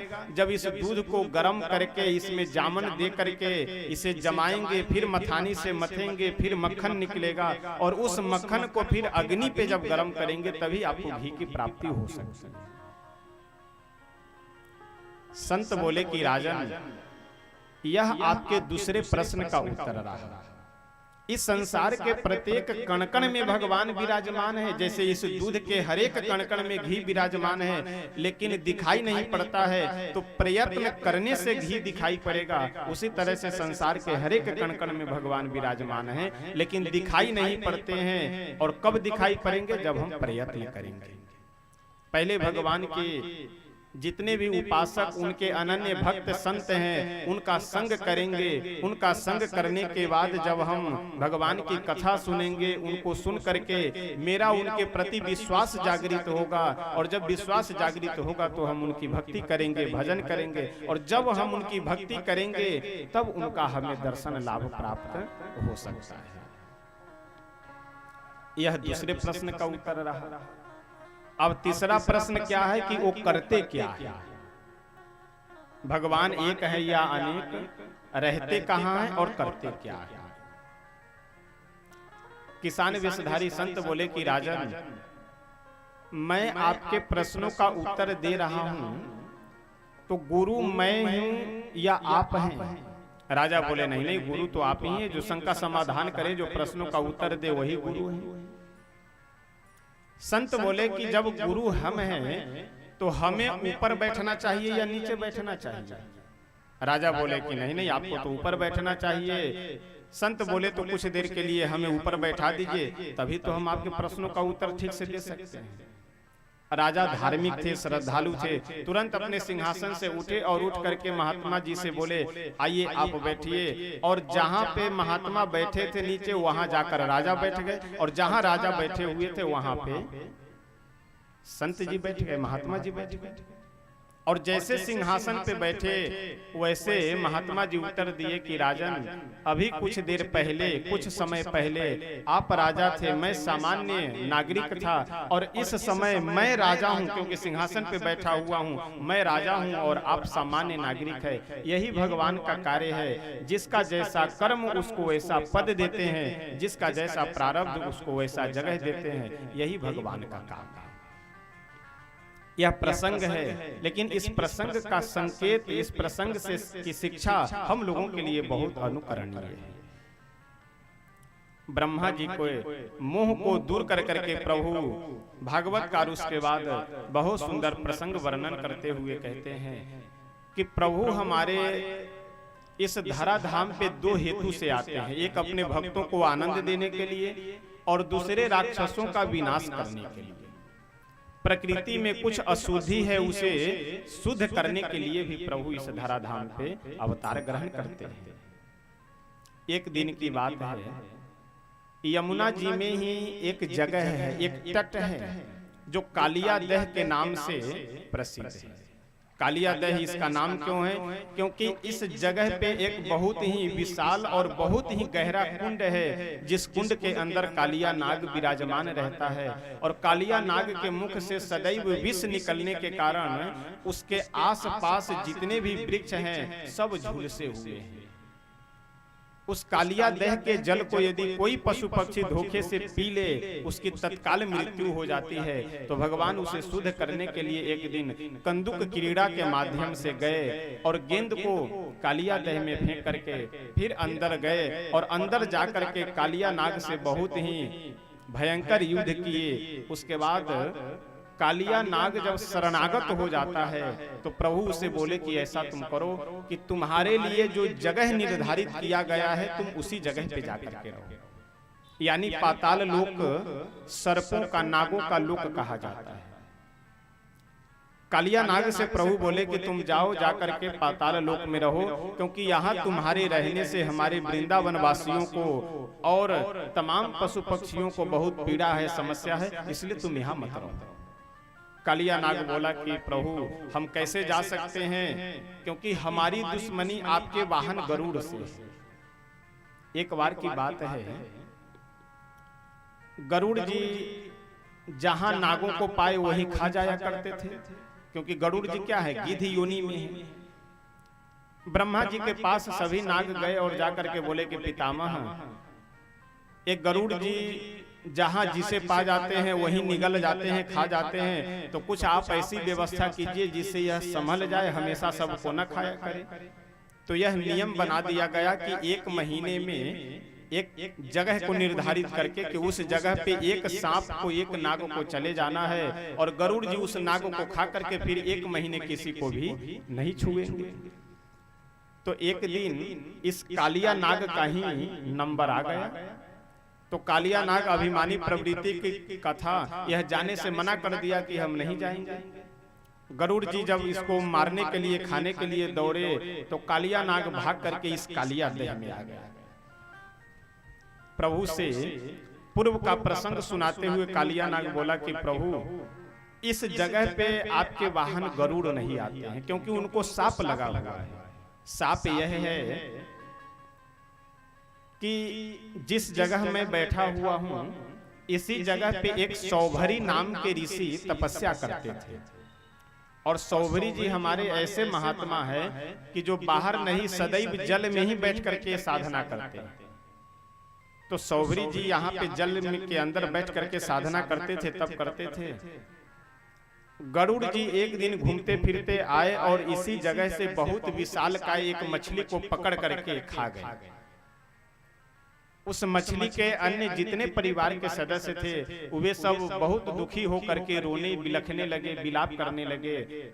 तो सौभरी जी यह देख करके बहुत संत हृदय, ममतामय हृदय, क्रोधित तो हुए गरुड़ जी के प्रति और उन्हें शाप दे देते हैं कि आज के बाद यदि तुम दोबारा यहाँ आकर के किसी भी मछली आदि जीव का शिकार करोगे, उसी समय तुम्हारी मृत्यु हो जाएगी। और देखिए, शायद कल ही या परसों के प्रसंग में हमने निवेदन किया था कि आप अपने जिह्वा के स्वाद के लिए किसी भी यदि पशु की हिंसा कर रहे हैं तो यह समझ लीजिए कि आप अपने लिए टिकट कन्फर्म कर रहे हैं। किस लिए? कि अगले जन्म में वही पशु जिस तरह से आज आप उसे मार रहे हैं, काट रहे हैं, उसी तरह से अगले जन्म में वह भी आपको अवश्य काटेगा। भगवान हम लोगों को मनुष्य शरीर दिए, आहार निद्रा भय मैथुनम च सामान्य मेतत् पशुभिः नराणाम धर्मो ही तेषाम अधिको विशेषो धर्मेण हीना पशुभिः समान। जितने गुण मनुष्यों में है उतने ही गुण पशुओं में भी। आहार विहार भोजन डर भय प्रेम भाव, ये जितने भी भाव मनुष्य में है ये सारे के सारे भाव पशुओं में भी है। मनुष्य में केवल एक विशेषता है कि मनुष्य धर्म कर सकता है, पशु धर्म नहीं कर सकता। और धर्म क्या है? गोस्वामी तुलसी बाबा के शब्दों में समझा जाए तो धर्म परहित सरिस धर्म नहीं भाई, पर पीड़ा सम नहीं अधमाई। हम अपने जीव के स्वाद के लिए किसी जीव की यदि हिंसा कर करके खाते हैं तो हम में और पशु में अंतर क्या है? और एक संत तो बहुत सुंदर बात कह रहे थे कि मनुष्य से कहीं ना कहीं अच्छा जानवर है, क्योंकि जो घास का पशु है, जो घास खाने वाला जानवर है, वो मांस नहीं खाता है। आप गाय भैंस आदि को मांस खाते हुए नहीं देखेंगे, हाथी को कभी मांस खाते नहीं देखेंगे, क्योंकि ये सब घास खाने वाले जानवर हैं। और जो मांस खाने वाले जानवर हैं वह कभी आपको घास खाते हुए नहीं दिखाई देंगे। जैसे शेर, बाघ, भेड़िया, ये सब आपको कभी घास खाते हुए नहीं दिखाई पड़ेंगे। यानी ये पशु कितने ईमानदार हैं कि घास खाने वाला जानवर मांस नहीं खाता, मांस खाने वाला जानवर घास नहीं खाता। लेकिन धन्य है मनुष्य कि ये मांस भी खा जाए, घास भी खा जाए, जो मिले वह खा जाए। तो इसलिए अगर मनुष्य शरीर हम लोगों को मिला है तो कम से कम इतनी मनुष्यता, इतनी मानवता तो होनी चाहिए कि हमें क्या खाना चाहिए और क्या नहीं खाना चाहिए, यह विचार तो अवश्य होना चाहिए ना।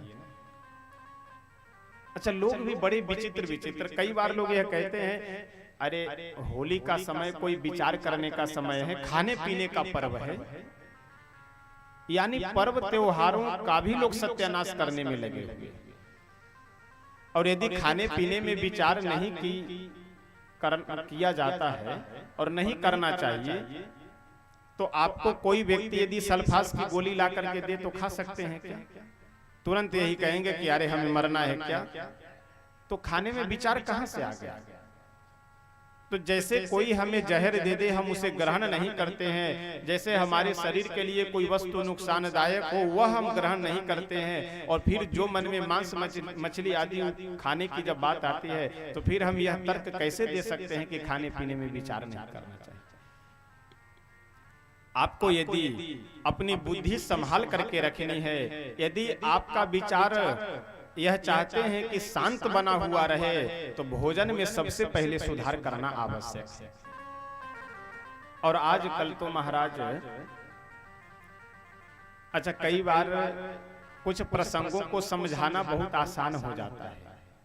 अब जैसे बिहार में कथाएं होती है, तो वहां पे भगवान इस संसार में कैसे विराजमान हैं और कैसे मिलते हैं, यह समझाना बहुत आसान हो गया है, क्योंकि सरकार के द्वारा तो वैसे बंद है शराब, लेकिन बिहार में आप खोजेंगे, जहां खोजेंगे वहां मिलेगा। यानी बिहार में शराब कहीं दिखाई तो नहीं पड़ते, लेकिन मिलते हर जगह। ऐसा क्यों है? ऐसा इसलिए है कि जिसे छोड़ना चाहिए वह ना छोड़ करके जिसका कोई मतलब नहीं है वह छुड़ाने पे लगे हुए हैं। तो जब हम यह संकल्प कर लेंगे कि हमें नहीं छोड़ना है, तो चाहे जैसे भी होगा वैसे हम वहां से व्यवस्था कर करके अवश्य पिएंगे, ग्रहण करेंगे। एक शराब पीना मनुष्य को, उसके जीवन को तो सत्यानाश करता ही है, लेकिन पूरे परिवार को तहस नहस कर करके रख देता है। माता पिता दुखी हैं, भाई बंधु दुखी हैं, पत्नी दुखी है, बेटे बेटियां सब दुखी है। यानी एक व्यक्ति के बुद्धिहीनता के कारण और एक केवल शराब के कारण पूरा जीवन सत्यानाश हो जाता है, पूरा परिवार अस्त व्यस्त हो जाता है, पूर्वजों की बनाई हुई सारी संपत्ति तहस नहस हो जाती है, पूरा धन चला जाता है केवल एक अवगुण के कारण। और चंद्र बहादुर जी चर्चा कर रहे थे कि नहीं, कि कोई शायद एक सज्जन है, वो चर्चा अपने मन में विचार यह किए कि महाराज एक दिन हमने शराब पे और चर्चा किया था, तो शायद अपने मन में सोच रहे थे भगवान कृपा करे कि वो सुधर जाए, कि आज के बाद हम भी कभी शराब नहीं पिएंगे, और संकल्प कर करके कुछ हम अक्षत महाराज जी को दे देंगे, ताकि सरयू जी में जाकर के अयोध्या जी डाल दे कि आज के बाद में मेरे मन में भाव ना आए। तो आप सब जितने भी यहाँ कथा श्रवण करने आज 6 दिनों से कथा सुन रहे हैं, और कल भर और कथा हम सुनाएंगे, तो आप सबसे दक्षिणा के रूप में यही हमारा निवेदन है और यही मांग भी है कि अपने परिवार को सुखी संपन्न रखना चाहते हैं, अपने जीवन को सुखी संपन्न। और देखिए, इस दक्षिणा से हमें कुछ लाभ नहीं है, कुछ मिलना जुलना नहीं है, इससे आप ही को लाभ, आप ही के जीवन में शांति और आनंद रहेगा। तो आज 6 दिनों से आप सब कथा सुन रहे हैं, और कल भी कथा हम सुनाएंगे, तो हो सकता है कल प्रसंग समापन है, तो इसलिए ध्यान आवे ना आवे, इसलिए आज ही मैं निवेदन कर देता हूं कि कथा की दक्षिणा ही हमारी यह है कि आप सब नशा और मांस से मुक्त अपना जीवन जिस दिन व्यतीत करना प्रारंभ कर देंगे, उसी दिन समझ लीजिए कि हमारे कथा की दक्षिणा मिल गई, नहीं तो आप सब ऋणी बने हुए रहेंगे। तो इसलिए परिवार और सबको आनंदित रख रहे हैं। मनुष्य जीवन यदि मिला हुआ है, तो मनुष्य जीवन कुछ मनुष्य की तरह से जिए, जानवर की तरह, पशु की तरह जी करके कोई मतलब नहीं है। तो इसलिए मैं हाथ जोड़ करके यही निवेदन करूंगा कि सर्वप्रथम कक्षा यही है कि हमारा आहार विहार शुद्ध होना चाहिए। विडंबना तो यह है कि हमारे समाज में आज बहुत से ऐसे पंथ परंपरा धर्म के लोग चल रहे हैं, जिनका यह कहना है कि जो मन हो सो खाओ, जो मन हो सो पियो, बस हमें गुरु बना लो, हमसे ज्ञान ले लो, कल्याण हो जाएगा। ये सब कहने सुनने की केवल फालतू बातें हैं। जैसे एक मैं उदाहरण आप लोगों को बताता हूं कि आपको 8-10 बार दस्त आ गया हो, पेट खराब हो, पेट सही न हो, आप डॉक्टर साहब के पास जाएं दवा लेने के लिए, और डॉक्टर साहब यह कहे कि भाई देखो, जो मन हो सो खाओ, पकौड़ा खाओ, टिकिया खाओ, समोसा खाओ, चाउमीन खाओ, जो मन हो सब खाओ, बस हमारी दवा खाते रहो, तुम ठीक हो जाओ। आप क्या सोचेंगे कि बताओ, ये डॉक्टर है कि ये डाकू है?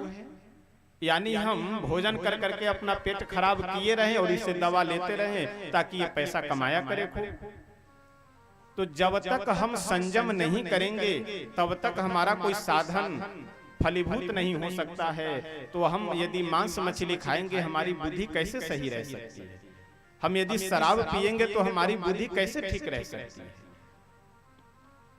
और हमने 2-3 दिन पहले जिस दिन शराब के विषय में निवेदन किया था, उस दिन एक साइंटिफिक बात भी हमने आप लोगों से निवेदन किया था कि शास्त्रों का हमारा तो यह कहना है ही कि जैसा आप अन्न खाएंगे वैसा आपके बुद्धि के ऊपर, मन के ऊपर प्रभाव पड़ेगा। और साइंस भी कहता है, जब आप बायोलॉजी में ब्रेन को पढ़ेंगे तो ब्रेन को जब आपको पढ़ाया जाएगा तो 3 भागों में बांट करके पढ़ाया जाता है, जिसका एक नाम है हाइपोथैलेमस।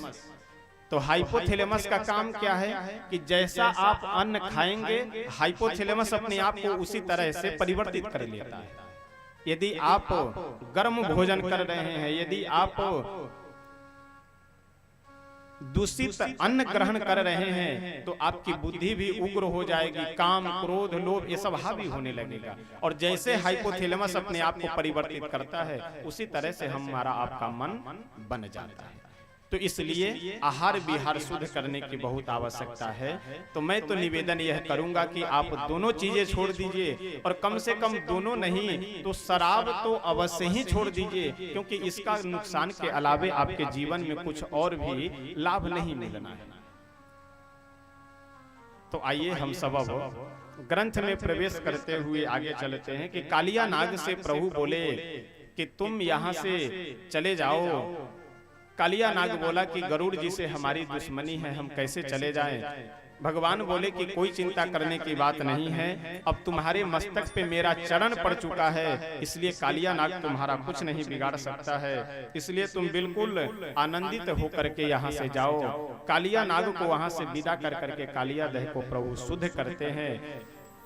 इस तरह से वृंदावन के प्रति भगवान की जो लगाव है, भगवान का जो स्नेह है, वो समय समय से दिखाई पड़ता रहता है। एक बार एक धेनुकासुर नाम का राक्षस आया, बैल का रूप बना करके उसका भी प्रभु राम नाम सत्य करते हैं, उसका भी कल्याण करते हैं। कालिया दह में आने के जो भी प्रसंग थे वह कालिया नाग बड़े ही विस्तार से सुनाया।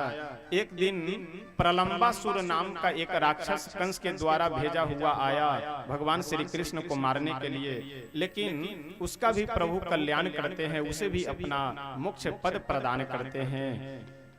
भागवतकार उसके बाद वर्णन करते हुए कहते हैं कि एक दिन सभी ग्वालवाल अपने अपने बछड़ों को लेकर के गए थे वन में बछड़ों को चराने के लिए।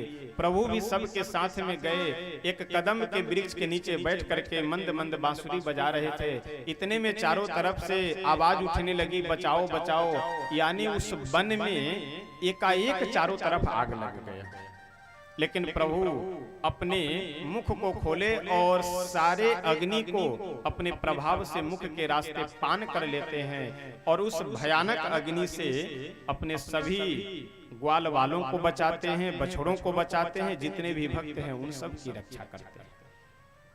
अग्नि 3 प्रकार की बताई गई है, एक जठराग्नि, दूसरी बड़वाग्नि और तीसरी दावाग्नि। दावाग्नि जंगलों में पाई जाती है, बड़वाग्नि समुद्र में, और जठराग्नि हमारे आपके पेट के अंदर विराजमान होकर के हम सब जो भी अन्न ग्रहण करते हैं उन सब को पचाने का कार्य करता है। भागवतकार इसके बाद बहुत सुंदर वेणु गीत का प्रसंग वर्णन करते हुए कहते हैं कि एक दिन की बात है,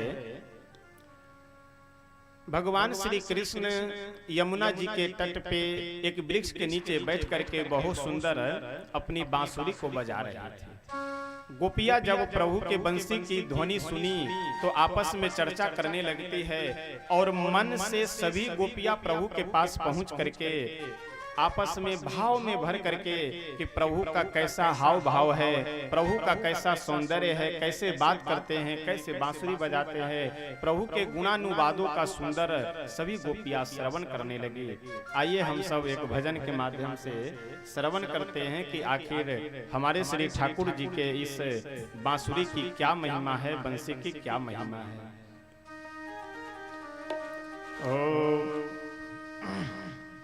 जब किसी भी ब्रजवासी को प्रभु यदि बुलाना चाहते हैं, उसे बुलाने के लिए किसी व्यक्ति को नहीं, जहां बैठे हैं वहीं बैठे बैठे अपनी बांसुरी को बजाते हैं, और जिसे याद करते हैं वह बंसी की ध्वनि सीधा जा करके उसके श्रवण गोचर हो करके मानो यह कहते हुए दिखे जाते हैं कि कन्हैया आपको बुला रहे हैं। यानी जिसे भी याद कर करके बांसुरी बजाते हैं वह बिल्कुल खींचा खींचा प्रभु के पास चला आता है। सभी गोपियां एक दिन कन्हैया के पास जाकर के कन्हैया से बोले कि कन्हैया, तुम जो भी लीला करते हो वे सारी लीलाएं हम लोगों को स्वीकार है, लेकिन ये जो बांसुरी बजाने की लीला है, बांसुरी बजा देते हो ना, इससे हम लोगों की व्यवस्था बिगड़ जाती है। आइए हम सब इस भजन के माध्यम से श्रवण करते हैं। श्याम सुंदर सवेरे सवेरे, श्याम सुंदर सवेरे सवेरे, अपनी बंसी बजाया करो ना।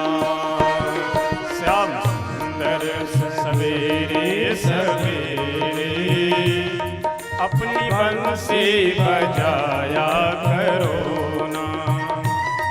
श्याम सुंदर सवेरे सवेरे, अपनी बंसी बजाया करो ना। श्याम सुंदर सवेरे सवेरे, अपनी बंसी बजाया करो। अपनी बंसी पे ले लेके मेरा नाम मुझको बुलाया करो ना। अपनी बंसी पे ले लेके मेरा नाम मुझको बुलाया करो ना। गोपिया कहते हैं कि हे कन्हैया, आप माखन चोरी की लीला करते हो वो भी ठीक है, आप जो जो लीलाएं करते हो सब ठीक है, लेकिन बांसुरी बजा देते हो यह ठीक नहीं है, क्योंकि बांसुरी बजने के बाद हम लोग अपने आप को संभाल नहीं पाती और अपने आप को व्यवस्थित नहीं रख पाती। इसलिए आप सब कुछ किया करो लेकिन बांसुरी मत बजाया करो। अपनी बंसी पे ले लेके मेरा नाम मुझको बुलाया करो ना। अपनी बंसी पे ले लेके मेरा नाम बुलाया करो ना। श्याम सुंदर सवेरे सवेरे, अपनी बंसी बजाया करो ना। श्याम सुंदर सवेरे सवेरे, अपनी बंसी बजाया करो।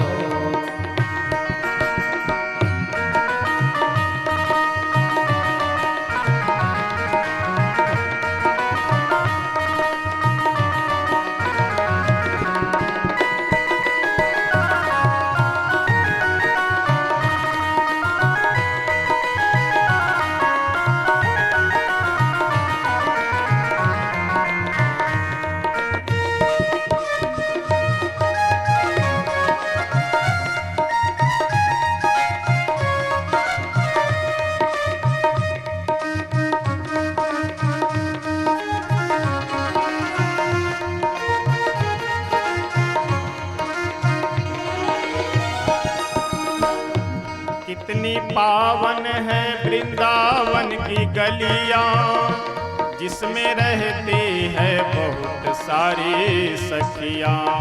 कितनी पावन है वृंदावन की गलियां, जिसमें रहती है बहुत सारी सखियां।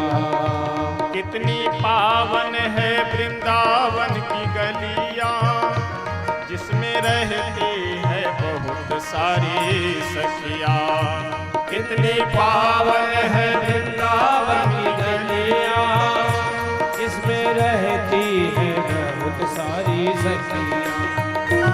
तेरा सना हसाना तो अच्छा, तेरा सना हसाना तो अच्छा, पर हंसा के रुलाया करो ना।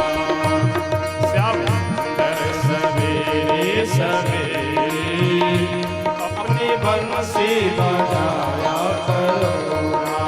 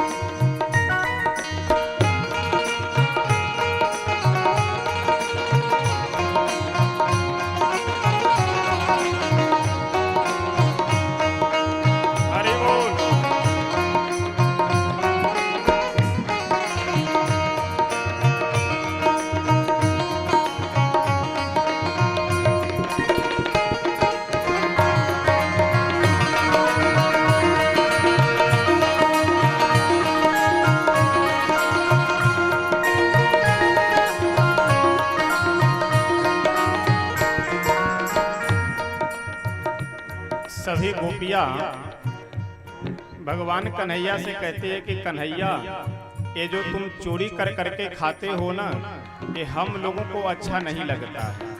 हम लोगों की इच्छा यह है कि आप आओ, आकर के बैठो और प्रेम से आनंद से हम बैठ करके खिलाएं और आप खाओ, इसमें हमें भी आनंद मिलेगा विशेष।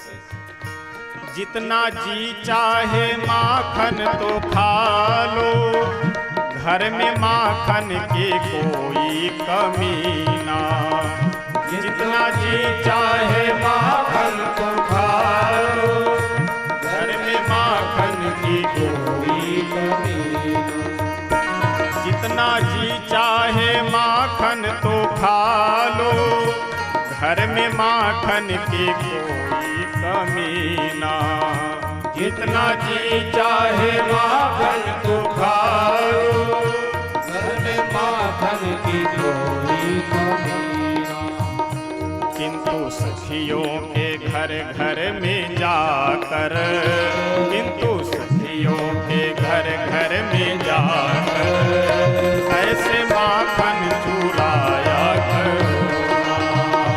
किंतु सखियों के घर घर में जाकर ऐसे माखन चुराया करो।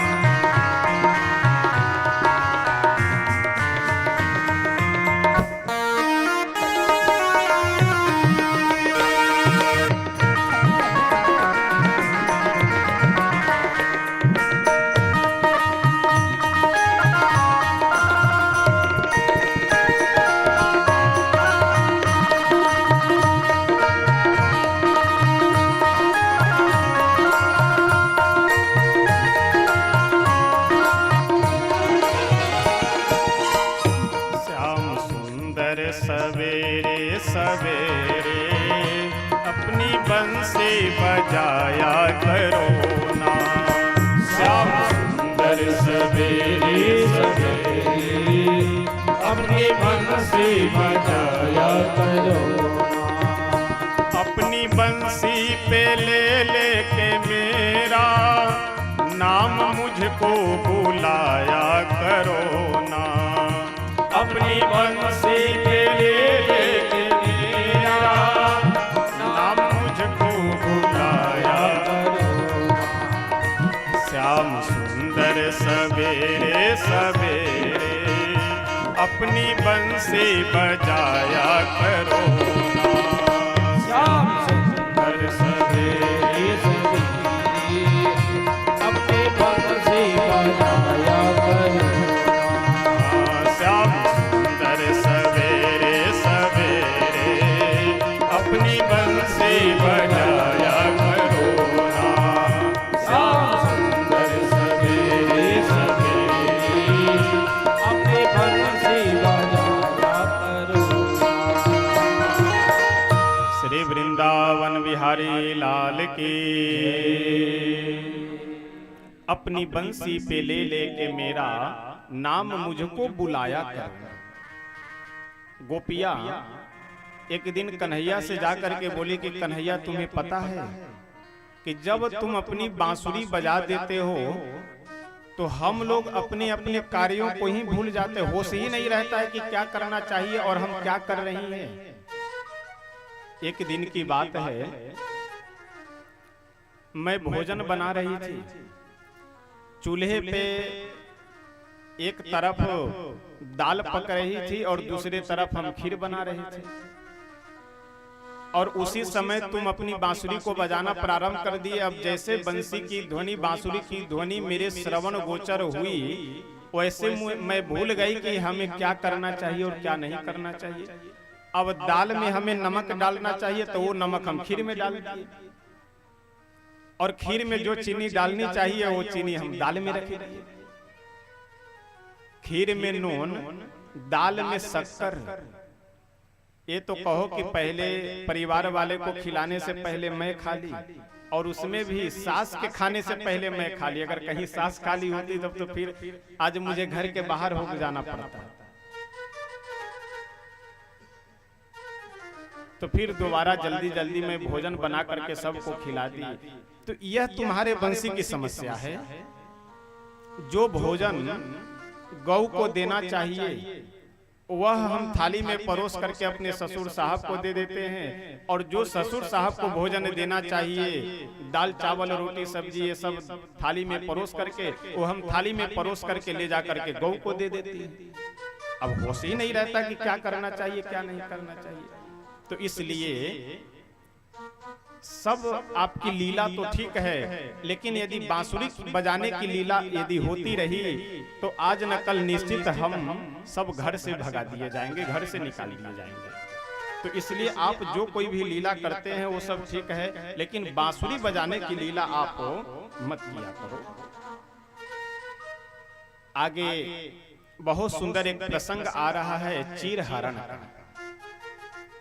ये जितनी गोपियां हैं ये सभी गोपियां मार्गशीर्ष के महीने में, मार्गशीर्ष यानी माघ का महीना, माघ के महीने में पूरे एक महीने तक ये सभी प्रातः काल यानी सूर्योदय जो अभी तक नहीं हुआ है, और सूर्योदय में भी जैसे पूर्व दिशा में सूर्योदय से लगभग आधे घंटे पहले लालिमा आ जाती है यानी प्रकाश होने लगता है। उस प्रकाश के आने से पहले ये सभी गोपियां स्नान कर लेती है यमुना जी में जाकर के, और वहां से आकर के तब श्री कात्यायनी मैया की पूजा करती है। कात्यायनी महामाये महायोगिन्यधीश्वरी नंद गोप सुतम देवम पति में कुरुते नमः।